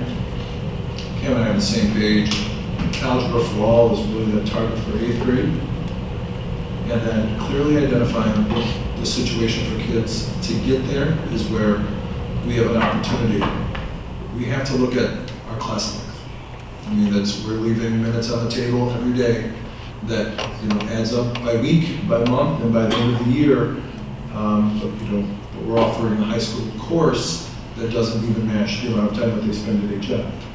So when you have structural challenges like that have been created through no purposeful fault, I think until we can address those effectively, we'll be behind the 8 ball as far as some of the growth and achievement process. I think I'm in no way diminishing our expectations. I've had very high expectations at home. My children complain about them constantly. But I have a kid who's very bright, who, a week later you'll find out that he didn't turn in English reading. And I saw reading, and so a lot of this, I think there's organizational skills. I think a lot of the things that are in tandem to curriculum are important, but I think we also can't forget the fact that they are little kids, even though they get to middle school, and as we are preparing them, I don't think it's entirely already making that more rigorous. I think that there's other things that go into that would support people advancing, that really sort of build this whole childhood that we're talking about. But I think it has to be, again, part of this converging lines of what we're trying to get to. Well, I think, to some extent, I agree. I mean, I have 2 kids now that will have almost gone through 161, and I can tell you that their experiences have been exactly complete opposite. Complete opposite. So, but yes, there are these other things like organization, but there are other things that impact, what we're looking at here. I think my question, and I'm not expecting you to have an answer for me today, and you alluded to this a little bit minutes ago, is, so we know that intervention is needed, obviously. So my question is, are we doing interventions early enough, and are we doing enough intervention? Sure. You know, how soon are we catching kids and realizing that intervention is needed? We have continued to have, you know, growth in terms of the number of new students in our district. We have been hearing for the past 2 years that we have students who are not at grade level, and so what are we doing different today? You know, as we look at our intervention strategies that you know, we weren't doing a few years ago. And so you also alluded to this. I think Carolyn did too. I mean, the number. I mean, I've watched the growth of Flossmoor Hills for years, and it's significant. Is this the great information? I mean, kudos to you. I mean, so there are lessons learned. There's lots of lessons to be learned, and I think that we've changed some things that didn't need to be changed. We tweaked stuff that didn't need to be tweaked. We accelerated for the sake of accelerating sometimes. So I'm interested in figuring out how are we going to go back and take a look at what worked at Flossmoor Hills, as well as Serena. Amazing work has gone on there. We see a reversed trend at Western, quite honestly. So how do we stop the bleeding and not have numbers that will decline next year at Western? I mean, so there's all types of bells and whistles that are starting to go off right now. They aren't, but should be. But I'm really interested in whether or not we are doing intervention early enough, often enough, and are we taking an honest look at the type of interventions that's needed. And that's the piece that I was going to add. In the school day system for intervention, we have a fairly sophisticated intervention structure for MTSS compared to other districts. We start in the beginning of the school year. We have frequent data days where we check and progress monitor, and that structure is built. I think it's not only the how often, but making sure that what we're doing in that limited intervention time is the most impactful, the most powerful, the most consistent thing that we can do. And that comes with, like you said, reflecting and studying past practices, which is part of our school improvement process, which is part of our continuous improvement process as well. You know, truly, there's hard work happening in all of our classrooms, in all of our buildings. And where the growth may be uneven, you know, I think what gives, well, frankly, what gives me a positive outlook on the future is that those effective classrooms and the most effective buildings and building leadership, you know, at any of the buildings, certainly kudos to Flossmoor Hills and to Serena Hills for some of the growth that they're generating. And all of our buildings have pockets of really bright spots. There is no magic bullet. It's best practices. It's knowing exactly who the students are who are sitting in front of you. It's knowing exactly your instructional path forward. And it is a culture of high expectation and a commitment to delivering opportunities for all of those kids. And not letting the normal hurdles that typically can derail good work get in the way of growth for all of the students. So it's best practices, it's typical research-based work that we can replicate. And I think as we commit to doing that and we work with teacher partners and principal partners to develop those consistent practices, we will see consistent growth at all different levels. So I'm going to move us ahead to talk about math. Again, our students just took the fall math, and teachers have been analyzing their data and identifying the things that they need to do to intervene. We are also meeting with our principals to, again, engage our continuous improvement process to reflect on our school improvement plans. But what this slide is helping to show is the percentage of students meeting their growth targets from fall to spring by cohorts. So if you follow the colors, from K, the yellow, in 2014, just an example, 2014-15, we had 74% of students meeting or exceeding their math growth targets. The following year, that group of students scored, when they went to first grade, 77% of them met or exceeded. The following year, 66% of those students met or exceeded. So So the story that we're trying to tell is just really making sure that, again, where did we see growth trends across those cohorts of students, and where did we see instances of decline? And again, why were those? What can we do? One trend that we're seeing is that we tend to, if you look at K, across the school years, if you look at K, and that's 74 and 89, we tend to get students and cohorts of students at that 74 to 80% meeting their growth target, and then we haven't been able to push them higher. We haven't been able to really have more students add on to that. So we have to really analyze why that is, how we can go harder with those groups of students. And then another trend that we notice is that for the most part, we have our students going up. Those cohorts of students, there's a higher percentage of them meeting or exceeding their growth targets between K1 and 2 and even 3. If you look at 55%, 63, and then 66 for this year. And then in fourth grade and up, we tend to have more instances of students, that cohort percentage of meeting their growth target declining. So we have to really dig deep about what is the disconnect between elementary and junior high, and how we can address that. The other thing to keep in mind is that nationally, according to WA, the national average pretty much of students that do meet their growth target is between 50 and 60%. So that's just something to keep in mind when we look at these numbers.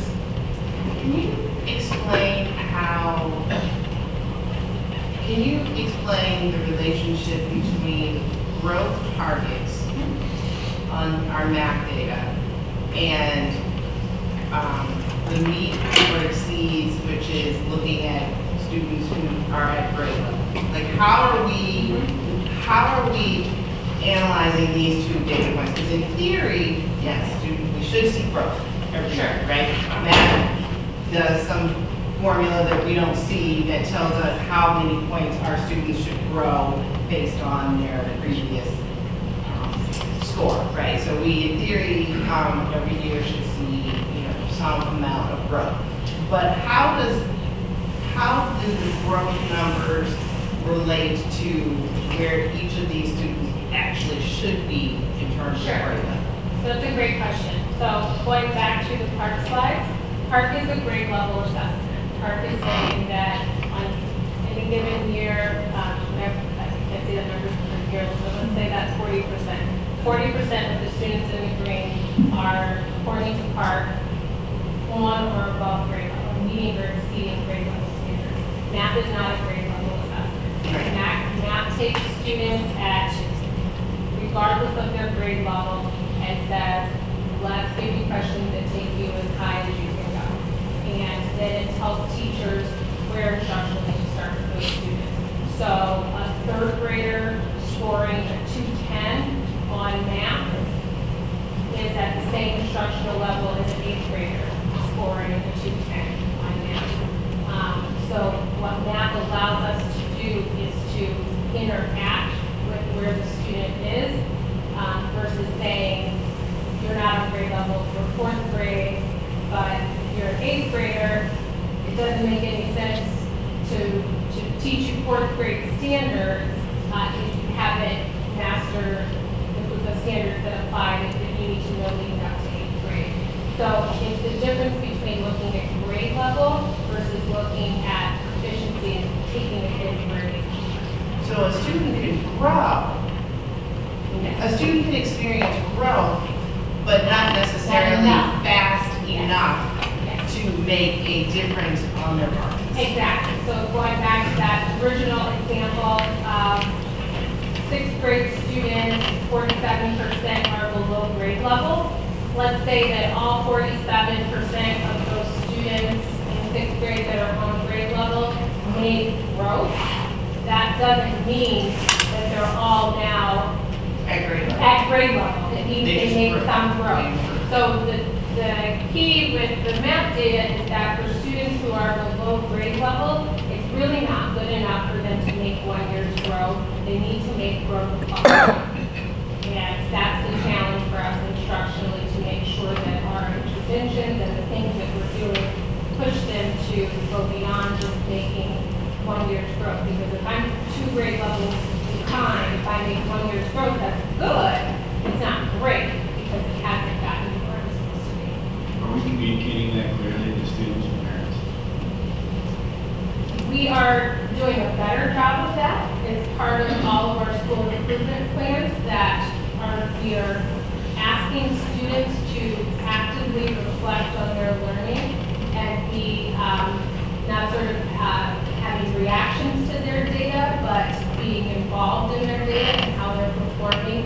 So having goal-setting conversations with each student, having students reflect both before and after they take assessments, all of our plans. That's one of the things we've included because it's really important to help students understand that. And I'll tell you anecdotally, the story was shared by a community member leaving a local private school to return to Heather Hill, for example, because of the valuable experiences that they're providing for kids. And I think when we talk about that data warehouse piece, that's where the sophistication comes in, because the PARCC charts are only as valuable as the data that's contained within. And we need an easy way to look at our growth bands. We need an easy way to look at the proficiency bands and then to compare those by experience. So the students who are in the exceeds category, I want to know exactly who they are and how much growth they're actually making, because they can be in that dark green band for their whole career and never make their growth target, right? And that's just unacceptable. So I think we have to be able to dig into the specific areas, and that's where a true data warehouse and where we can track all the different indicators on the student will be very valuable. The other piece is the math data, being very clear about we want to maximize growth as much as possible. If we take care of the growth piece, the proficiency will follow. We cannot control who walks through the door. We can't. But it doesn't matter if you're 5 years behind or if you're 2 years above. If the focus is on making sure we're maximizing your growth potential from the beginning of the year to the end of the year, the proficiency numbers will take care of themselves. But it's over time. This, just sort of thinking about this as you're talking. And just to clarify, K through 5 really uses a standards-based assessment. Would you say that's accurate? Like where they have specific domains that they're doing very well in this, doing very well in this thing. By the time they get to middle school, and this has been my experience with my son, was following, it's like the starter, like suddenly your health grade dropped, what happened? Or, why are you not getting this arbitrary B minus, in math, you were getting B plus before. But it really doesn't tell us anything about what's going on in class. I don't, I guess, it's hard in terms of the way we measure proficiency, and we're trying to match up with what these tests tell us. Do we have a consistent way to measure how they're doing in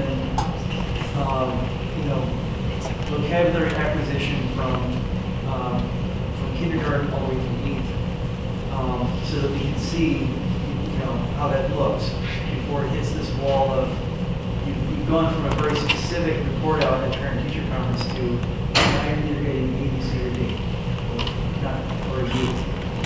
Do you follow what I'm saying? Do you mean outside of math or outside of NWA? I guess ultimately we think in terms of A, B, C, or D, or F, from middle school or junior high school into high school, whereas prior to that, we think of everything, how are they doing in this specific discrete skill in reading? How are they doing in this specific discrete skill in math? And which I think is truer to really what is being measured along the way. And looking at the 6th grade, there's a drop. And truth, be told that it's a different math test. The kids are taking a different math test. They're starting at a different place, and all of the grid scores are supposed to be the same. it's a different test. And so, and it's, as well as a slightly different environment. But it's also, we're looking at a different way of thinking about understanding how kids are doing and having conversations with parents on a systemic level. Does that make sense? It does. I think I hear you saying, is there a connection between the grades they get and how we're sort of dissecting their learning by hand? Right, because when we have those conversations with parents, it's now in terms of just 5, an overall measure of 5 arbitrary, letters assigned. I think what I hear, and you can correct me if I'm wrong, is if you just look at the difference in report cards for the young grades versus the report cards in middle school, what is assessed and discussed with parents during those grades gets deeper into this, yes, than just, this is your math grade. This is your, that. Yes, absolutely. And to that point also, the connection between, the student is performing well below grade level on math, but if there's an instance where they're scoring A's and B's in class, how does that, what's the connection between how they're performing, or what's not connected between how they're performing in assessment and how they're performing day to day in their class? Right. Because there's many other factors other than math that go into it. Exactly. I just have one more question, and I know you have to keep going, but I appreciate the concept of this data warehousing that you just mentioned, because I think the other piece of that, and you just said a little bit of that, is, how many students in 8th grade or in 6th, 7th, and 8th grade are in advanced courses? What percentage of our students are in advanced versus those who are not? And how well are those advanced students doing on their math, on their hard tests, and are we seeing, because you would think that these students are doing well, they're taking advanced level courses. So, are our advanced level courses providing a level of rigor that they should be? And we have kids who maybe aren't quite ready for that level of rigor, but something in between. I mean, so if we're trying to meet students where we are in terms of looking at their growth potential on the map, are we doing the same thing in our actual everyday curriculum in terms of how they are segregated into classes? And are those advanced students, are they struggling? They should struggle. It's a difficult class. We should see them working harder. So a B in an advanced class may not be the same as a B in a regular class, but that's okay. We want you to be working hard and want it to be a challenge. If students are sort of breathing through an advanced class where they have to breathe. Right, and there's a reason why at the high school level there are weighted and unweighted scores, right? I mean, an honors level course, an A in an honors level course, or a B in an honors level course is not the same as a B in a non-honors level English course, right? So I just, and maybe this is down the line, I'd like to have a greater understanding of all of the different parts and how they're contributing to the concern. So I kind of want a better understanding of the alignment. So we're doing CON, we're doing Achieve, we're doing Odyssey, we're doing enrichment period at the middle school, we're doing intervention. I'd like to have a greater understanding from your perspective of all the different parts that we're doing and how they're connected to what our expectations are. So if we're doing Achieve for this many minutes, CON is an option for this many minutes, enrichment for this amount of time, how do you view that as contributing to the growth? Yeah, we can definitely pull together a more formal outline of that. And we'll say that that's something that goes back to what Dr. Smith mentioned about utilization of time. So really making sure that how spending their time on task in class and what tools are we using the best tools. This is the same chart for reading. So again, looking at the cohorts of students, similar trend. Lower grades seeing less declines in our lower grades, but not as strong as with math. So if we look at grade 3 for math between 2014 2015, and this year, we had 66% of our students meeting or exceeding their grade targets, 72%, and then we saw a decline this year of 65%. So those are just the things when we're talking to principals and continuous improvement process, we're talking to teachers, we're talking about what happened, how do we correct it, how do we make sure that the interventions are appropriate for those students who travel or those students who didn't travel.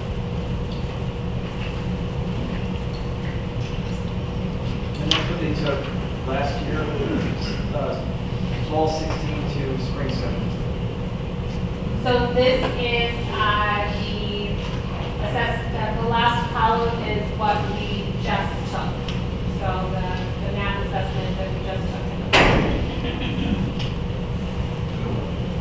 in the fall.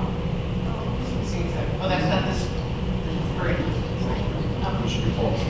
Fall, spring, I apologize, yes, the previous one was fall, spring. This is the 2016 census. So the fall, 2017. Okay, so those are after tabulating what happened last year. You know, that was a test from last spring. Yes, and Gotcha. trying to create cohorts of students to see how we Got it. were working. These next two slides show, based on fall 17-18, the assessment that we just took, how our district compared to national norms on just the mean grit score. So this is not growth. This is just where they performed as of a few weeks ago. The dark blue being the national norm, the light blue being the district mean. So we can see that we're pretty neck and neck in most grade levels with the national norm.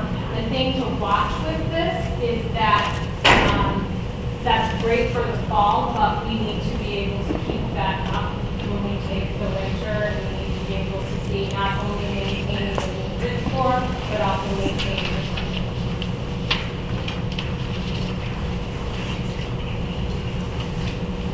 And then the next few slides show all of our schools together compared to the national norms, which is, and that's again the mean grit score, not growth, which is basically this information just broken down by school.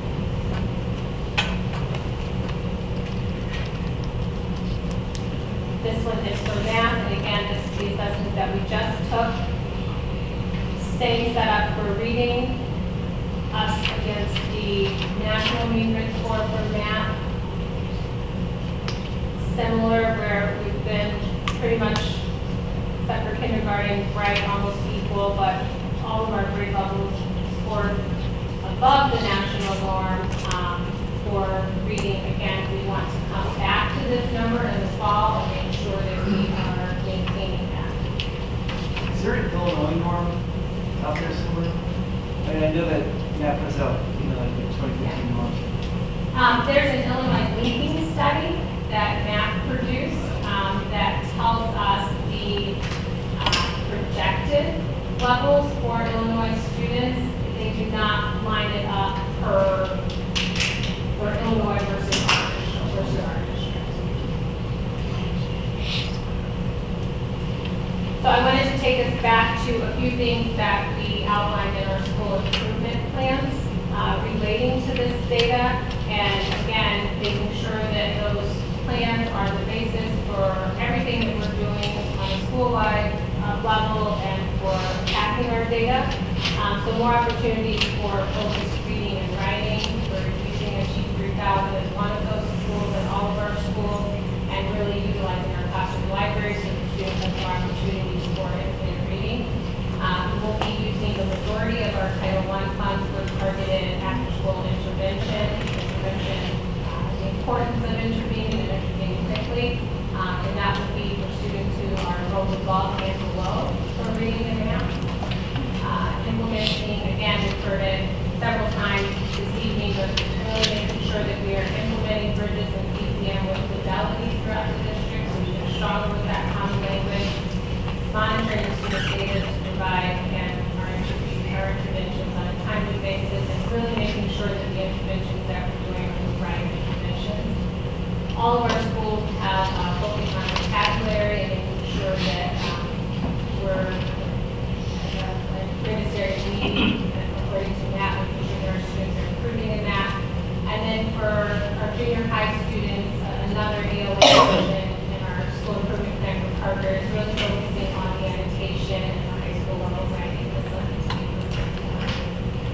these are not all of the things that our schools are doing, but just wanted to take us back to a few things that our schools are doing to address the data. Can you remind the board, after SIPs are done, do we get updates at some point before the school year is out? If not, yeah, that's here, I just can't remember right now. Because I think items 1 and 2 in particular are very important, especially because we have a new math curriculum, right? And we want to know, we want to make sure that this is a good investment, and then we want to hear the challenges, we want to hear the opportunities, we want to hear the successes and the progress. I remember the conversation about the classroom libraries. We'd love to hear stories about how teachers are actually using those. I mean, so to provide more opportunities is one thing, but if no one's taking advantage of those opportunities, then we're back as part 1. So I think it would be very helpful to hear some updates, especially on finance 1. Will you remind us, what is the timeline for the adoption or the start of looking at the curriculum? Yes, we are starting on November 28th. We have a call out to our teachers for committees, and right now, yesterday, I have about 42 people interested in the committee. We'll be looking at 2 programs to start off with that were, again, following the same format as math, looking at the reports, taking the highest rated programs from those reports and going from there, and then piloting starting in January to April so that we can get a full view. Okay, thank you. Any more questions, comments? I just want to, for both Annabelle and Dr. Smith and Principal Hunter, I've constantly been the drummer of the math scores in this 6th grade job, I understand, and I'm asking those questions to have confidence you guys can address it. I understand you don't have the answers now, but those are serious problems and they have to be addressed. And there have to, we have to get to an answer to them. I'm not sure when that point is, but by the end of this year, we're tripping over our own shoelaces here with kids coming in 8th grade, taking drastic drops across the board. It looks like ELA is a little better this year, but I don't doubt that the math curriculum that Ms. Crawford worked so hard to implement will result in significant improvements.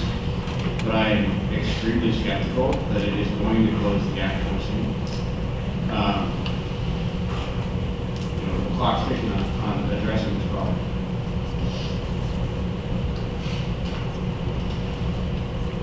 I think that's fair. Thank you. Thank you. Thank you.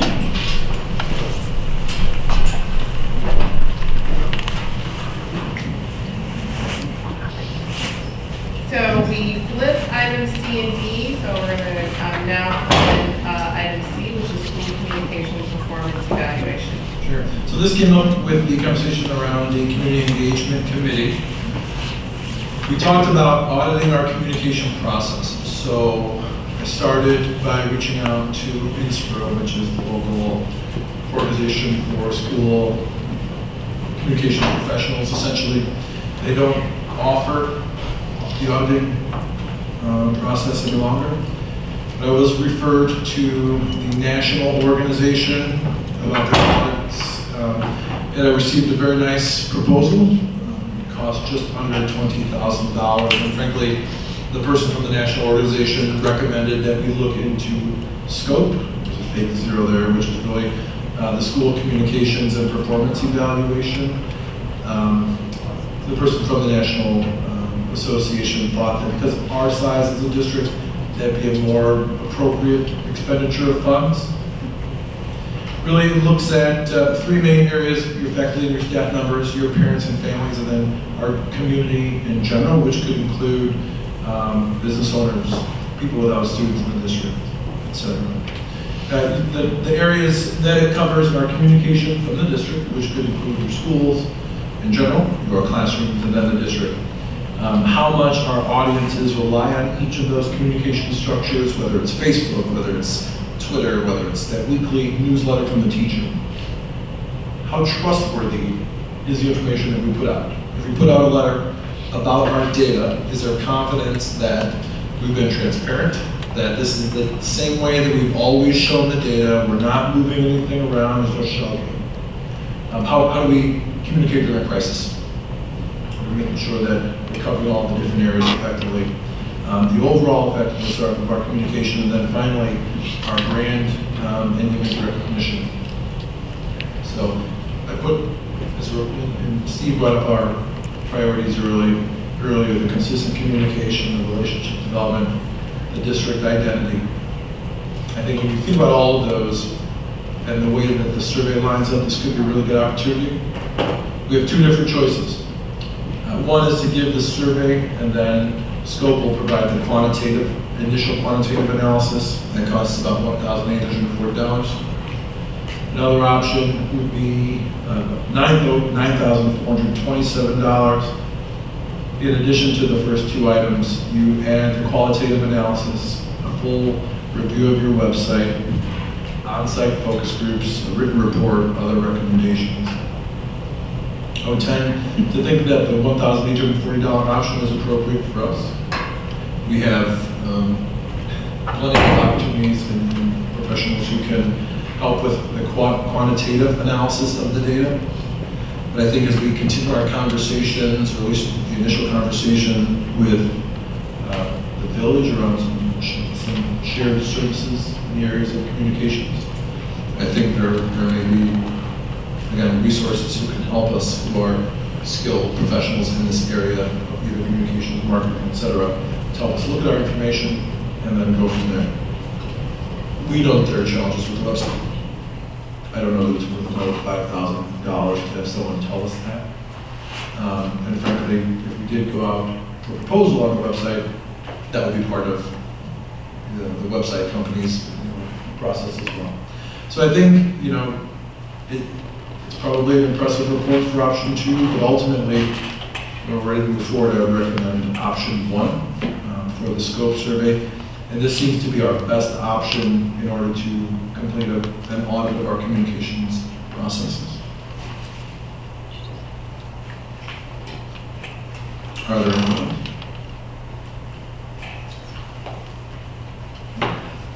Thank you. Okay, thank you. Next item, National School Boards Association Conference. Yes, we are members of the National School Boards Association. The conference will be held from April 7th to 9th. And so it was asked if we would bring this to the board for conversation about if we are going to send any members to the conference. I've included some cost pieces there. It is the only time crunch that exists is a January 10th deadline for the early bird pricing. Per person, it's $740 per person to attend. And then there are any number of pre-conference workshops from $100 to $270. There are experiential learning visits, going to, I think it's Toyota, for example, to see STEM in action, or things of that nature, from $100 to $150. So, it's up for discussion. So because I haven't been able to open this piece, I do not know why. Whether wherever I'm at, I can't open this up to see these documents.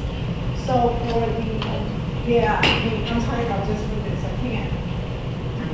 I had to come out and come back in. It's really giving me issues here.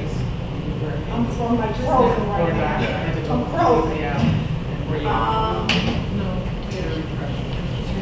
Refresh. Yeah, refresh. Once I refresh it, my question is for the $740.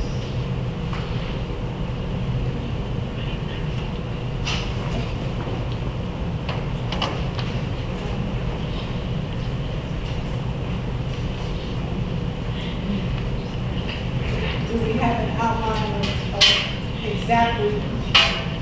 No, not yet. Wasn't clear. No. Yeah, because like for the tri-conference, you get for that registration, you get to attend so many. There are other things that you have to pay for. So I just wanted to know what the 7th board really. Have we gone in the past, have we gone to attend this conference in the past? Yeah, typically, Timmy Odom was sent to this, represent our district. I think, I want to say 5 years ago, you know, she came back with a lot of information on security. So in fact, I think that, if I'm not mistaken, she mentioned that she had brought back the Blue Point, you know, security alarm system if there was, you know, something like a shooter in the building where somebody could trip that, and then of course they would alarm the local police. You know, over the years, you know, some things wind up being, you know, just a different perspective on schools. You know, it's the further you get away from your district, the more global the topics tend to be, and yet they offer some specific solutions through vendors that you know, she brought back. Some things I think wound up in tandem with things we were doing anyway, and it helped us sort of beef up our understanding. Other things were things that had come up that, you know, didn't follow up on, you know, much the same way that, you know, sometimes you come back from a tri-conference, you know, something looks great, and, you know, other priorities take precedent, and you don't really follow up with those. But it might be helpful to know, Ms. Lavella, can you remember off the top of your head roughly how much it costs to send one person to nationals? Probably 2,000. Depends on, I forgot what the airfare, so I think we probably a little more than that. I know the last one that she went to was in Boston, and that we didn't get the blocked out you know, hotel room, so I think that was a bit of a, you know, financial challenge. And then there's some transportation costs in there. I think this year's in San Antonio. I don't know what what did she? Oh, she found it. There you go. You know, so but I think it was a couple thousand, and so I think maybe the bottom line question is, for what we would hope to get back, is this something that, you know, we want to, you know, dedicate resources to that, or would we want to maybe thinking about some other thing? I don't think we went last year, if I'm not mistaken. We didn't go last year. I personally think it's expensive. And I think, you know, certainly we can look at the agenda to see if there are things of interest in finding cheaper, more local ways to get that type of professional development. Sure. I'm certain that our fabulous principal at Serena could probably take us on some learning visits for STEAM instead. That won't cost us. Cost effective. There you go. So that's my opinion. I just think, I mean, $740 just to register is pretty expensive. Yeah. I want to back up a little bit further. How much does it cost us to be a part of this association, period? Does anybody know, like? We approved it. We approved it. I know we did, but I I feel like it forgot. was less than the $740 Yeah. to register. Maybe it was a few hundred, and I think the conversation we had was that there's a lot of great publications, and there's a lot of great supports that came from being a member. You know, in terms of, does somebody want to go?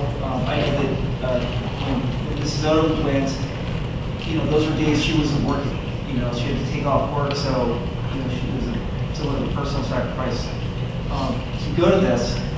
So, you know, again, I would suggest if there isn't a strong argument for dedicating money this year, maybe next year, we could re-examine this. The superintendent will have had an entire year in our district to have more of an idea of how something next year might fit into our bigger scope. Is there anyone interested in attending this conference? The theme is Be Extraordinary, very general. I was thinking Thurgood Marshall, Jennifer Gordon, Terry Bradshaw, keynote. So, Terry Bradshaw. yeah. So I'm going to take that as a no. That no one on the board is interested We did renew our membership, so we can continue, we can revisit this conversation next year at the appropriate time, but it doesn't sound like, one, we have interest, and I'm guessing that most people would probably agree that it's probably going to be an expensive conference to attend. Any other thoughts? I will find our cost. You approved it, bless you. Yeah, I remember we approved it, I just wanted to. I've never found that. We will keep moving. Next item, third-party administrator for flex benefits. Thank you, Rebecca. Okay, this one is more of a nuisance item, to be honest with you. We have a flex spending account. We've got 50 employees who participate in the FSA. As part of our, I'm sorry? You said 50 employees? 50, 50. As part of our audit, the firms that do claims for us, like Blue Cross Blue Shield, Delta Dental, this firm, TASC, are required to produce for us a SOC1 report, which is basically a report of their internal controls, giving our auditors some comfort levels, the fact that our claims are being processed appropriately. For whatever reason, this firm is just not wanting to hand over those reports. It took us a while, it was a long while, and we almost didn't have a clean opinion this year because they wouldn't hand over the report. They finally did for this year. But now, Clean opinion, what do you mean? I'm sorry, clean opinion on our audit, so an unqualified audit, which is important to our bottom line. We did finally get that report from them, although they said that they don't usually provide it unless they're contractually obligated to. So, only once. I requested that they make it contractually obligated for next year, and they balked. So we got a quote for a different company who will be more than happy to provide us the report. So we did ask our broker, and they gave us the name of Ameriflex. So I'm giving you this information now. It really actually ends up being like a $500 annual savings based on the amount. We really are spending about $250 a month on this plan. It's not financially, material by any stretch of the imagination, but it is a requirement of audit. So I will bring to you the contract next month and request that we make a change to Ameriflex to provide the flexible spending account services as opposed to TASC, just so that we make sure that we get the audit reports that are required. You said it's a 500 savings. It's a $500 annual savings. Okay. Guys. Okay. Thank you.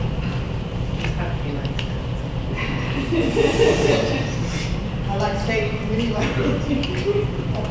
Any other questions regarding that report? Next item, 2017-2018 utility report. Yeah, I just want to kind of give you an update. Hold this breath. Several years back, we were, especially with our gas contracts, the district's history was to be in a fixed contract. And our fixed contract rate was at 0.495 cents a therm. At that time, we talked at length regarding whether to go back into another fixed contract or whether to start using, purchasing some gas on the spot market and putting gas into storage. We have to pay for storage whether we use it or not. And it seemed kind of silly that we could get gas at a much cheaper price and we might as well fill up our storage so that we would have it to use in those cold months. So we did start doing that, and you'll see this is where we were at our complete fixed rate here. We started to purchase some gas and put it into storage here, and the rates were coming down. This nasty spike there, you remember that nasty cold winter that we had back in 2014. They had Nightcore called what's called critical days. And in those critical days, we are not allowed to use our gas in storage, and we are required to pay the rate that NICOR sets. That was the rate that NICOR set for those couple of days there. That's what did this awful spike. If you take away those critical days, we've been able to purchase gas. We had a few little spikes here, but it never went higher than that fixed amount that we had set way back in 2013. As a matter of fact, we're significantly lower than that now. When gas went down, we managed to fix some of the gas that we were purchasing at a rate of 3.56 per therm. I'm sorry, 3.59 per therm.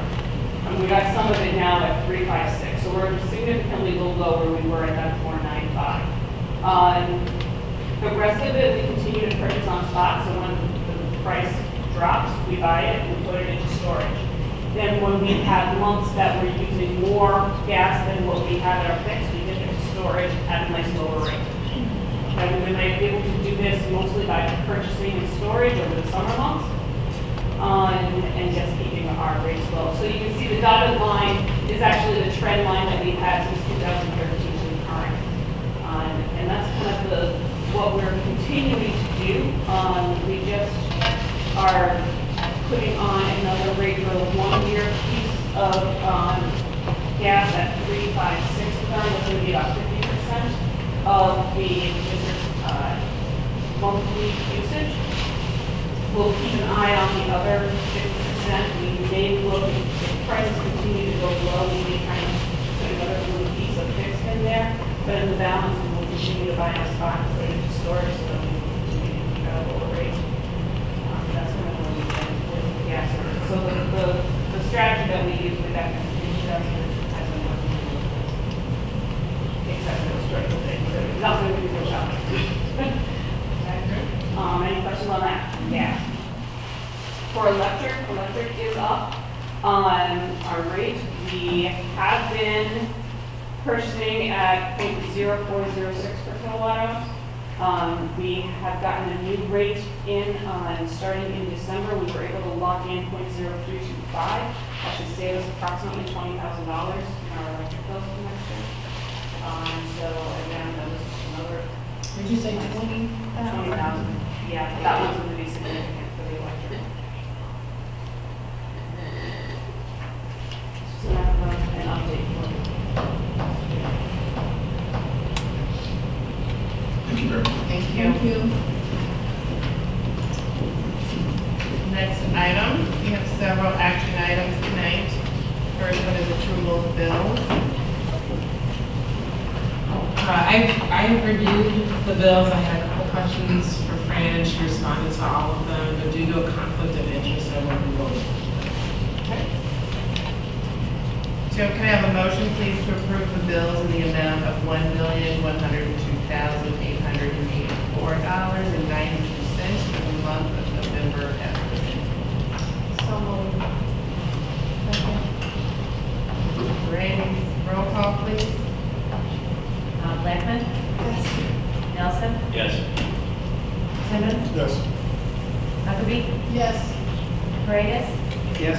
Briggs? Abstain. Ford? Yes. Motion passed. Next item, approval of payroll. Can I have a motion to approve payroll in the amount of $1,489,506.99 for the month of October as presented? So moved. Give a second, please. Second. Ratings. Roll call, please. Simmons? Yes. Nelson? Yes. Briggs? Yes. Blackman? Yes. Paredes? Yes. Huckabee? Yes. Ford? Yes, and the motion is passed. Next item, 2017 property tax levy. May I have a motion to authorize the publication of notice of a public hearing for purposes of adopting a property tax levy for levy year 2017 for CPI at 2.1% in accordance with the laws under the property tax extension limitation law, PTEL, at the November 27, 2017 Board of Ed meeting. So moved. In a second? Second. Is there any discussion? So the publication is going to read 3.54% increase. The publication will be 2.54%, yes. Are we required to post with a 3.54% increase? No, we are not. What's the cost of publicists? $200. And it's the administration's recommendation that even though we're not required to publish this, that we do so anyway? That has been the history, yes, just to have the public know that's going on. Thank you. So we always publish? Since I've been here, yes. Any other questions? Hold on. I don't, so that slide is showing, That's, this slide is, Information and about the actually, property. that it's not, it- so what would go in the ironically, paper would be 2.1%. no, No, it's, you have to publish the increase over last year. So 2.1% translates to some increase. it's going to be, where am I? It is 3 point, because when you add new property in, so it's Yes. coming in a little higher. Thank you. Is it less than It is a 5%? it is a 3.08 in total. It is a 3.25 on the corporate and special purposes property taxes. That's how it shows in the paper. Can you say that number for me one more time? So it shows as 3.25 for corporate and special purposes because that's the catch piece, that is the piece outside of bond and interest. Bond and interest will show at a 0% increase because it is the same levy extended as last year because that's how our bonds are structured. And the total property increase is in the paper at 3.08%, keeping in mind that you have your 2.1% CPI and then you have to put on additional for that new property capture. But the only truth in taxation states it goes to the newspaper if you are going to levy higher than 5%, which we are. Right. So one of the things that we discussed at our last board meeting was the possibility of an abatement of taxes. We want to bring that back just to show what it looks like actually played out. So, Yeah, so here's how a debt service abatement works. So in your base year, if you're looking at someone's property bill of being $2,500, this of course is just the 161 piece. And you were to abate the full 2.1%, you would essentially subtract $5,250 from the increase in their bill, so that their bill would stay the same at that $25,000. Okay, so they would have an annual increase of 0. The $5,250 would go on the base, so you would extend, and we've estimated 1.5% CPI for the following years. You would extend on this amount another 1.5% to get you to here. You would have to continue to abate your debt service every year in order for you to only be putting on CPI. The second you stop abating your debt service and doing this, when you stop doing that here, your bill is going to actually reflect the increase not only from the current year's amount here, but it's going to pick it up from that first year that you abated. Eventually it comes back. So every year you pay CPI off of your base of the prior year. So what this does is it keeps your base. But the second you decide to full levy, your increase is going to be essentially the year that you forewent. You know, you've foregone this year, you said to hold it at 0. You're going to essentially pick it up in that last year as soon as you stop abating. So your effect is that you're still going to be working down your cash balances. in this example by $2 million, those $500,000 that you are abating back to the residents. But if you then choose to put it on at full value, your base continued to increase by CPI every year, and the second you don't abate, don't give back that, in this example, 5250, the increase isn't going to be that 5250 or something like that. It's going to be that 9250. 500,000, is that an arbitrary number, or is that our annual? That's the estimate of what the abatement would be for a 2.1%. And that's tied to what our annual bond is. That's just because we have money there that we can't abate. It's that 500,000 really is the 2.1% increase on this year's level. That's how you freeze. And why is the CPI estimate 1.5? Well, because we looked at what the average has been over the last however many years, and this year it happens to be 2.1, but going forward, we're using estimates of 1.5, and if you'll recall in our models, we use 1.5 going forward. So this is only if it's a property, we use property tax freeze. This goes, it is a debt service abatement, which would give the impact of the freeze in year one, but give you the ability to put that back on. But as soon as you put it back on, the impact to the taxpayer in that year is going to be nearly double of what you're up. So what you're saying is if we freeze at one point, it's gonna triple almost. That year that you roll it off, that you do not. So this is the effect, 6250 is a 2.1, okay? So you don't want to do that. So how we make that happen is we abate it so that the impact is 0. After that, we're putting on 1.5%, so they're seeing 38, 38, 39, okay, of that 1.5. But all that time, you have to continue to abate the same amount every year. So you're going to reduce your fund balances by $500,000 every year. When you decide not to abate, then your taxpayer is going to see a $92 increase that year as opposed to the 50 or the 38, depending on your CPI. I just want to make sure that I understand this. If we freeze in the first year, yes, nothing, absolutely nothing for the taxpayer. Is that what you're saying? In total, for this, I'm talking for this district. For this district, in total, again, I'm not promising it's going to happen to the individual's tax bill. Yeah, that's what I want to make sure. Never do that. Right, that's all I want to make sure we can't. So we really don't know if there would be an increase or not. We know that there would be no increase to us.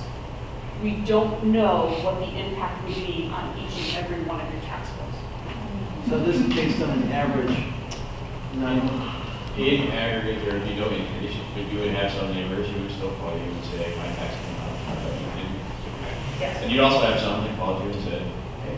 This is also right. So, but we're still talking on scale of So, just I want to make sure I understand. So that's year one.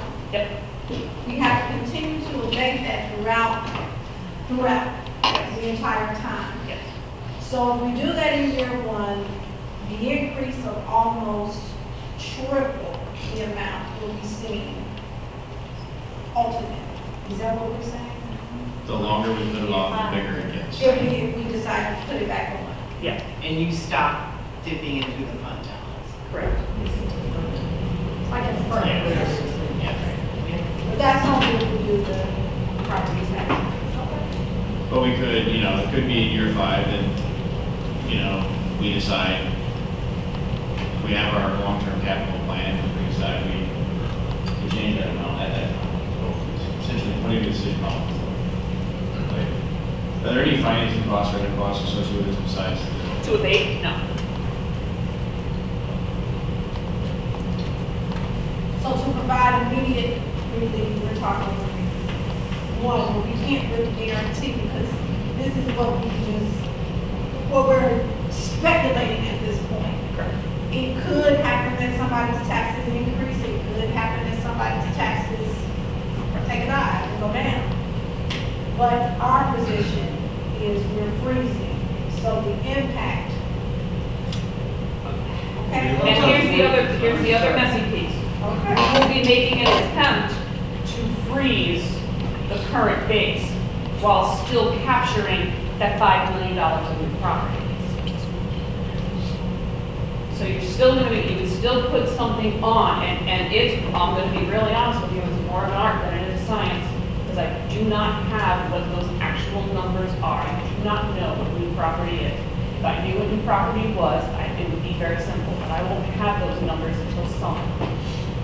So the Meyer piece, we wipe that out as new property. We don't see anything coming over. No, what I'm saying is we would try and capture that new property while freezing the balance. Again, it is more art than science. And the wing that's coming there, and apparently there's another restaurant coming there, because we have two. So you're saying whatever new property comes in. We're going to try and capture that. But again, that's just an estimate that we have.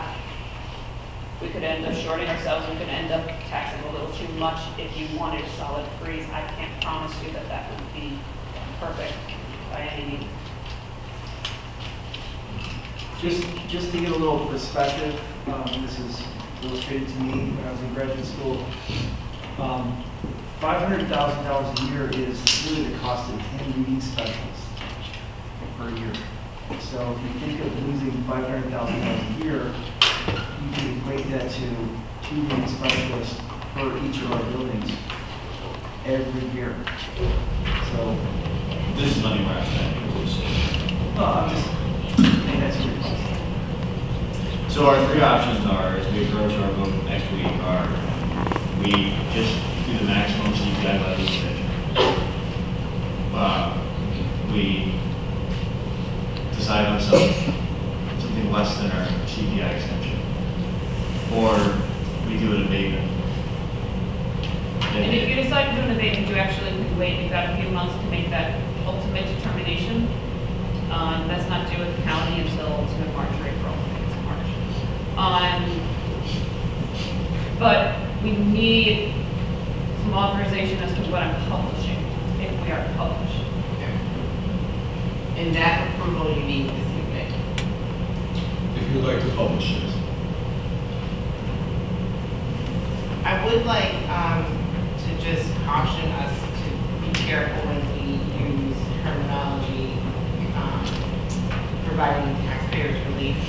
So I don't want to overpromise something, and I don't want the community to latch on to certain words or glimmers of hope that we can't guarantee.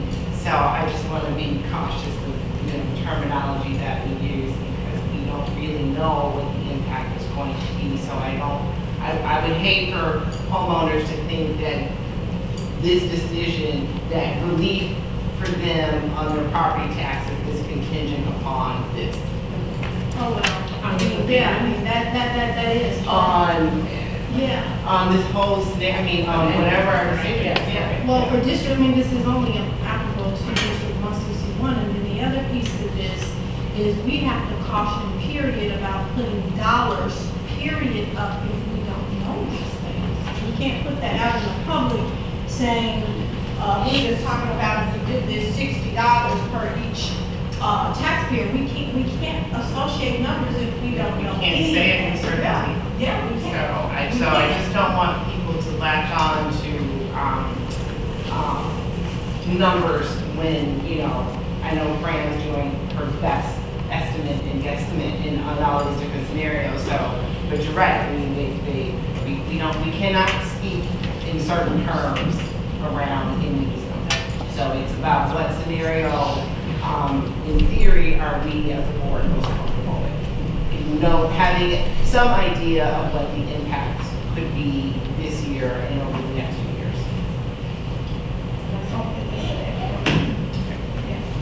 Okay, can you state clearly again what would be published? What you explained briefly. Can you put this up on do that? Oh, that's okay.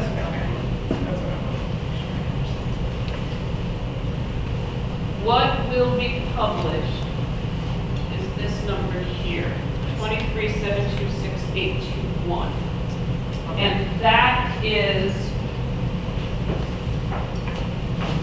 how it would read.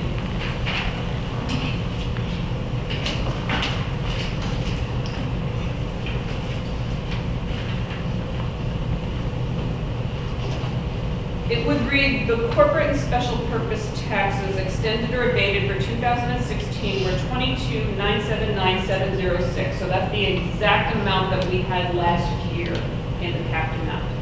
And then it would say the proposed corporate and special purpose property taxes to be levied for 2017 are 23,726,821, that number down there in the corner, which represents a 3.25% increase over the previous year. Okay, that is your capped fund. If you go way to the bottom here, that bonded interest 1152848, that's in another paragraph. It would be the same for debt service and public building commission. It's 1152828. Estimated property taxes to be levied for debt service and public building for 2017 would be the same number, representing a 0% increase.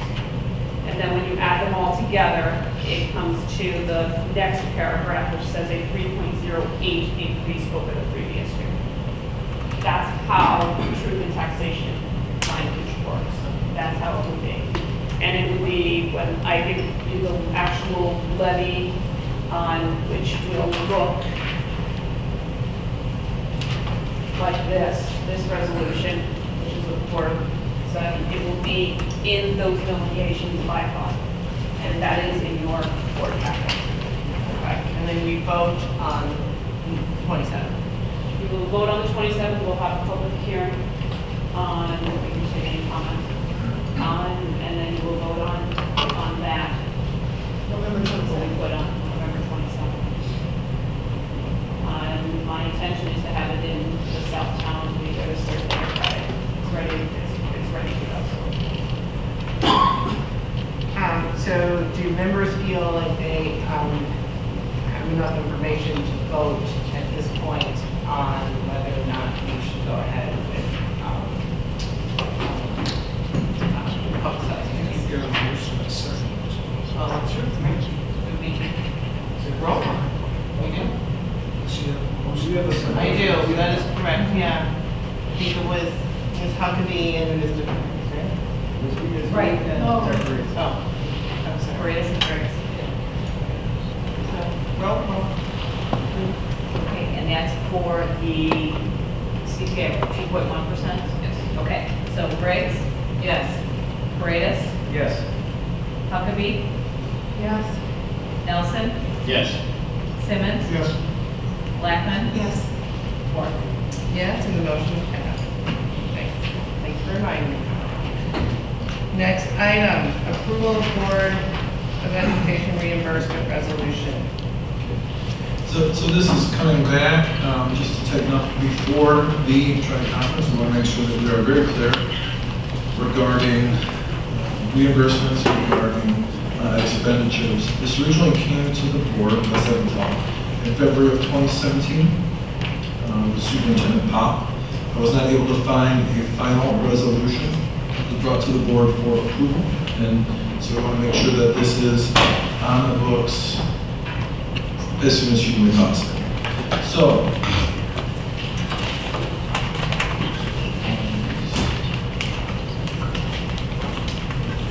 there's a resolution to regulate expenses and reimbursements.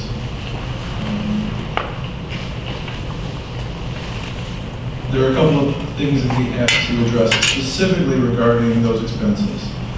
We do have to adopt a resolution to regulate those expenses. We have to clearly list the types of business that are permitted for those reimbursements. We have to have a standardized form. And then finally, setting a maximum allowable expense reimbursement amount. So you have a couple of documents that are attached to this piece. One is the actual resolution to regulate expense reimbursements.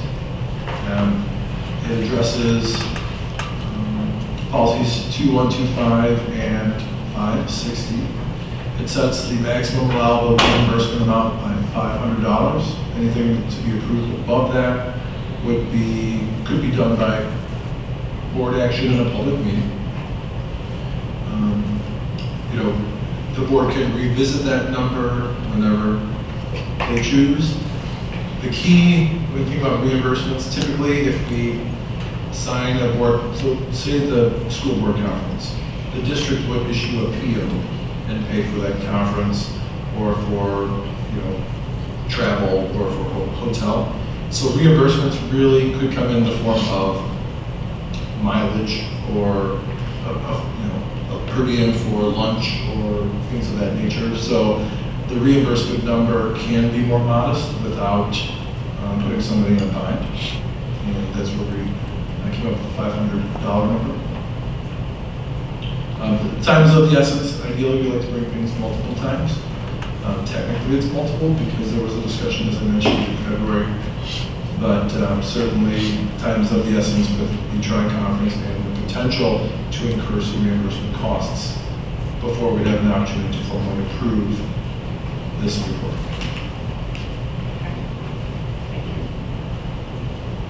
Can I have a motion, please, to approve the resolution to regulate the expense reimbursements as presented in the board meeting packet? So moved. Ms. Huckabee? Ms. Blackman, roll call, please. Oh, discussion, sorry. Question, have we come up with 500? $500 was. There is a government website that goes by city that gives you the average of lodging and meals and incidentals for however they come up with it. Found that a lot of districts were coming up using the numbers that were associated, tied to that. It comes up just shy of $500. So that was just kind of the number we went with. I found that there were districts that went as low as 250, as high as 15,000. So, yeah. Is 500 per what? Per day? Per occurrence? Per event? Per minute? Per event is what my, Per event? is what most districts are doing. So we could go to 600 events a year at 500 per. Yes. Yep. Is that the intent of this? I don't know if that's the intent, but I think that's the way that it's been written and implemented. I think the focus is on having some responsibility to those fiduciary policies for the board and to make sure that money is being spent appropriately and that there are very clear controls in place to shed a light on how boards choose to spend money. I mean, frankly, in the actual statute, attending circuses is listed, right? So you can imagine the kind of circus that existed in the past. If you have to write, attending a circus is an entertainment cost not approved for a board reimbursement. I mean, you can see the challenges may have happened in the past. So this is just a very formal, transparent way to control our money. I think, I don't think there's been anything prior to this. So I think that this is a really good step to a conversation about, okay, well, what's reasonable? Are you going to an exclusive sushi restaurant, and having a $10,000 meal, or, what does that look like? So over the course of, 2.5 days, 48 hours at the tri-conference, and I believe, Ms. LaBella, is this kind of in keeping with reimbursements you've seen come in over the years for? Yeah, it's just the format. I mean, the process really doesn't change. It gives you a form, you need to have, the receipts. There are certain things that we don't reimburse. We're looking at it for reasonableness. It will come before the board in board bills for approval for the reimbursement, as it always has. It kind of just memorializes how much you can put in for reimbursement. And since we try and do the larger expenses through the district office anyway with hotels and if you have to be flights, I don't even think you're going to come close to touching the 500. And again, I don't know that anyone has used this as. Right, and I think like with just our discussion on the National School Board Convention, you know, we universally decided that nobody wants to go and no one's really interested in promoting that this year. So, I mean, this is historically, I think, aside from that, where maybe one person goes, you know, this is the most, really the only thing that board members really wind up spending money on, maybe $20 for gas going to the workshop somewhere. And then Dana, as part of the process, is the board member estimated expense approval form. Does that help contribute to regulating this process as it is attached? I think that was if they were known. If you can anticipate, so you're going to, you decide to send someone to the NASP conference, you can anticipate some of those things. It's just, again, it's trying to make sure that as we bring these items to the board, that there's a clear paper It's trail. another check and balance. It is. Okay. It is. Because we also want to make sure that the process is very clear, so that, again, you know it's reimbursable, what is it? We have the documentation to show that we're spending money appropriately, and you mentioned checks and balances, I think that's a great way. Any more questions? Concerns? Roll call, please. Okay, Paredes, Yes. Nelson, Yes. Briggs, Yes. Blackman, Yes. Simmons, No. Huckabee, Yes. Ford. Yes, and motion is passed. Next item on the list, approval of American Portfolio Mortgage 2013 and 2014 PCAP settlement offer. We have a motion to accept the settlement offer for the American Portfolio Mortgage property whereby the property would be valued at $399,000 market value or an assessed value of $99,500. So moved. Huckabee. Second, please. Second. Great. Discussion, question? Simmons? Was the attorneys authorized to fight this on our behalf by the board? That was one of those where you have to find a resolution for anything over $100,000 if there's to yes, to intervene on our behalf. That was done a couple years back.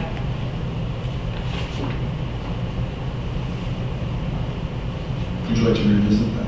May I ask that that be brought back at a future meeting for review by this board? The resolution or this settlement. The resolution.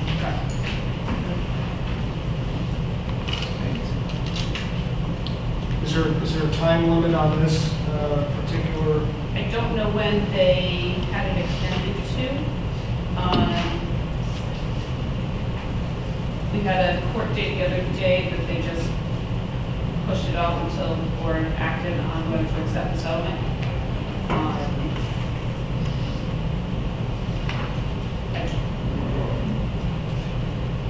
So, Can you remind the board how the attorney is compensated in a matter like this?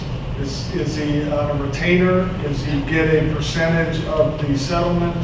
How does it work? it's an hourly rate. Just like Hourly rate. So whatever time is spent intervening on our behalf, Yes. So, we have an estimate, how many? So on the monthly bills, well, the monthly financial reports, when we do the attorney bills, Hauser Izzo, this is really the only thing that they do on our behalf, are the PTAPs.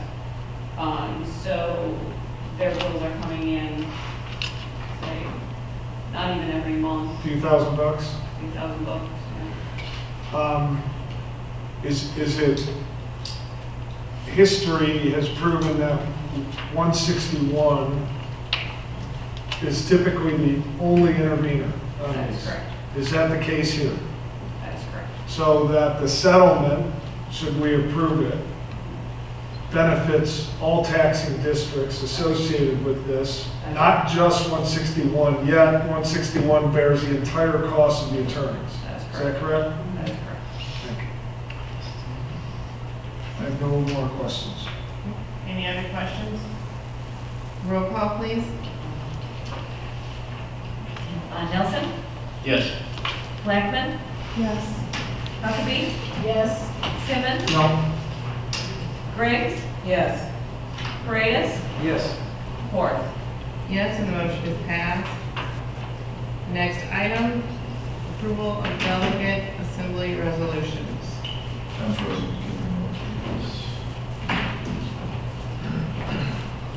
Okay, hopefully everyone has their resolutions committee report. Looks like this. That's not it. It looks like this.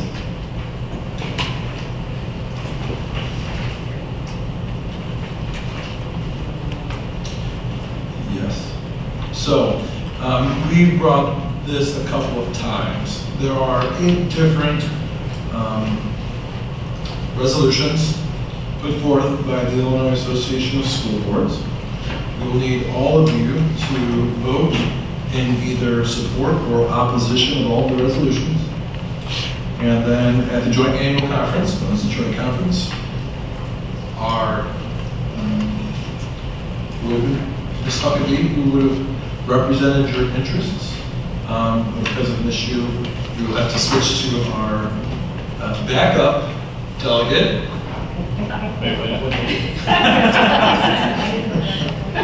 That's Saturday. When it's Saturday morning, Mr. Nelson, are you able to make it? It's 10:30? No, I think so, yeah. That would be fantastic. Saturday, Wednesday? No. 18. This Saturday. No, I'm sorry, this Saturday. I'm not. Okay. Uh, So we need a delegate for our delegate. I had a robotics competition, we go there, big final. Wait, is this Saturday? The conference. Oh, that's Yes, it's at the conference. I was like, how's that gonna work? Okay. Yes, Like absolutely. volunteer? That was just a question. Volunteer. I'll do it. Thank you. Backup, with backup. Okay, so Kathy has, in a very organized way, has come up with a chart to capture all of the voices or votes in support or opposition by each. Steve, she'll provide you with one document that outlines all the board positions. Okay. Steve will then carry those positions forward to the delegate assembly on Saturday. Okay?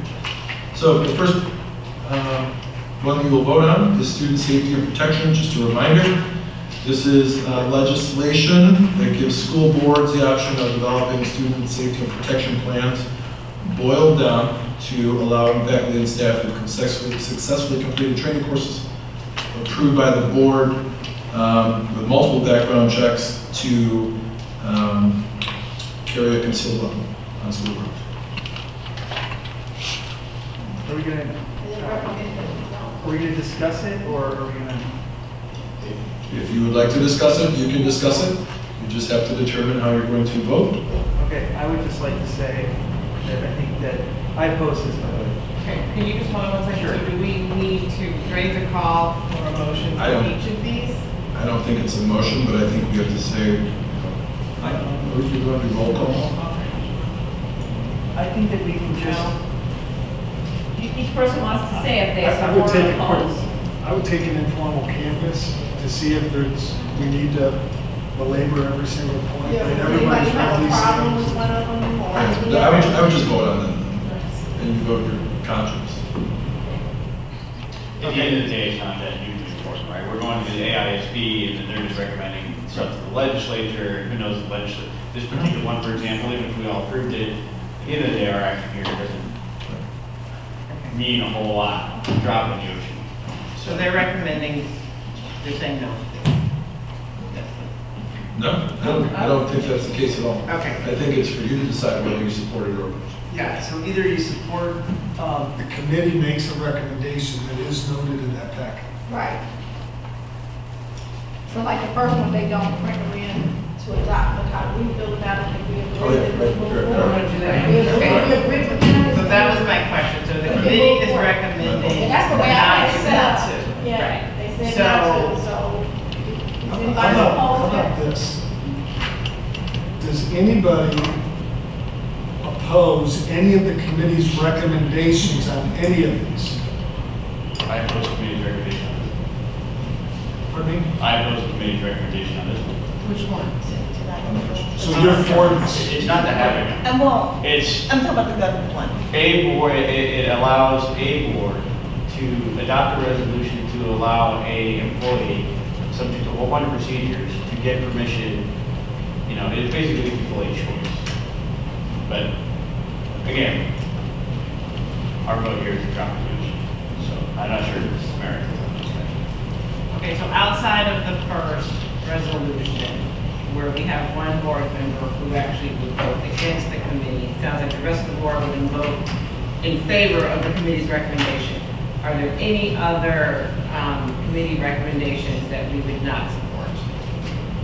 I know I went through these and made my notes. I didn't really bother comparing my opinion to the committee's recommendation.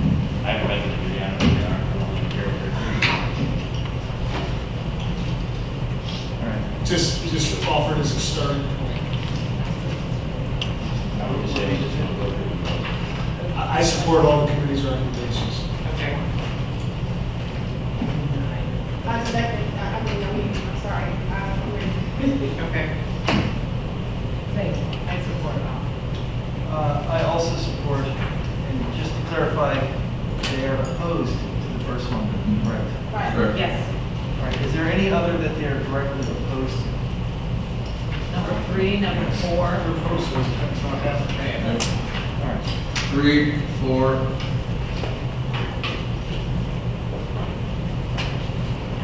Okay, so they get and 7. 3, 4, and 7. Okay, so 1, 3, 4, and 7, right? They opposed. Okay, so they're, Wait, 7, no, they, I have they approved. that's what I thought. Hold on. I have 1, 3, and 4 that they do not. 7 says the resolution committee recommends do not adopt. Right. It's D, I'm sorry.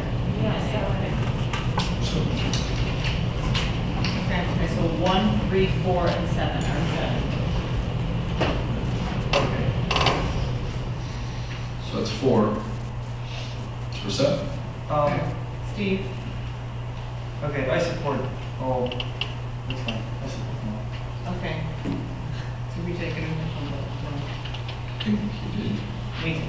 Well, then you just make a motion to accept. Okay, thank you. So I would like to make a motion to accept the resolutions as presented based on the committee's recommendations. So moved. Need a second? Second. Roll call, please. Okay, who made the motion? Ms. Huckabee? Okay. Okay, Simmons, Yes. Nelson, No. Briggs, Yes. Blackman, Yes. Paredes, Yes. Huckabee, Yes. Ford. Yes, and the motion is passed. I would like to request that we move the resignation agreement after our executive session. We should not be in executive session longer than 10 to 20 minutes. I need a motion, please, to so moved. Second. That's okay. Matters related to the appointment, employment, compensation, discipline, performance, or dismissal of a specific employee and legal counsel for the public body. So roll call, please. Second, okay, Blackman. Okay, Huckabee, Yes. Nelson, Yes. Simmons, Yes. Blackman, Yes. Paredes, Yes. Briggs, yes, Ford. Yes, and motion passed. We should be back in about 10. Regular meeting of the Board of Ed at 10:32. Roll call, please. Okay, Briggs, Here. Simmons, Present. Nelson, Here. Blackman, Here. Paredes, Here. Huckabee, Here. Ford. Here, and we have a quorum. First item that we need to address is the personnel report. Can I have a motion, please, to approve the personnel report as presented? Griggs, Ms. Huckabee. Any questions? Roll call, please. Griggs? Griggs? Yes. Yes. Paredes? Yes. Huckabee? Yes. Nelson? Yes. Simmons? Yes. Blackman? Yes. Ford? Yes, and motion is passed. Last item, may I please have a motion to approve the resignation agreement as presented? Hold on, this is the agreement with Mr. Cristofanelli. I need a motion, please. So moved. Ms. Huckabee, second, please. Second. Mr. Nelson. Roll call, please. Okay, Paredes? Yes. Nelson? Yes. Griggs? Yes. Blackman? Yes. Simmons? Yes. Huckabee? Yes. Ford? Yes, and the motion has passed. I now would like to have a motion to end our regular meeting of the Board of Ed at 10:33. So moved. Second, Second. all in favor, say aye. Aye.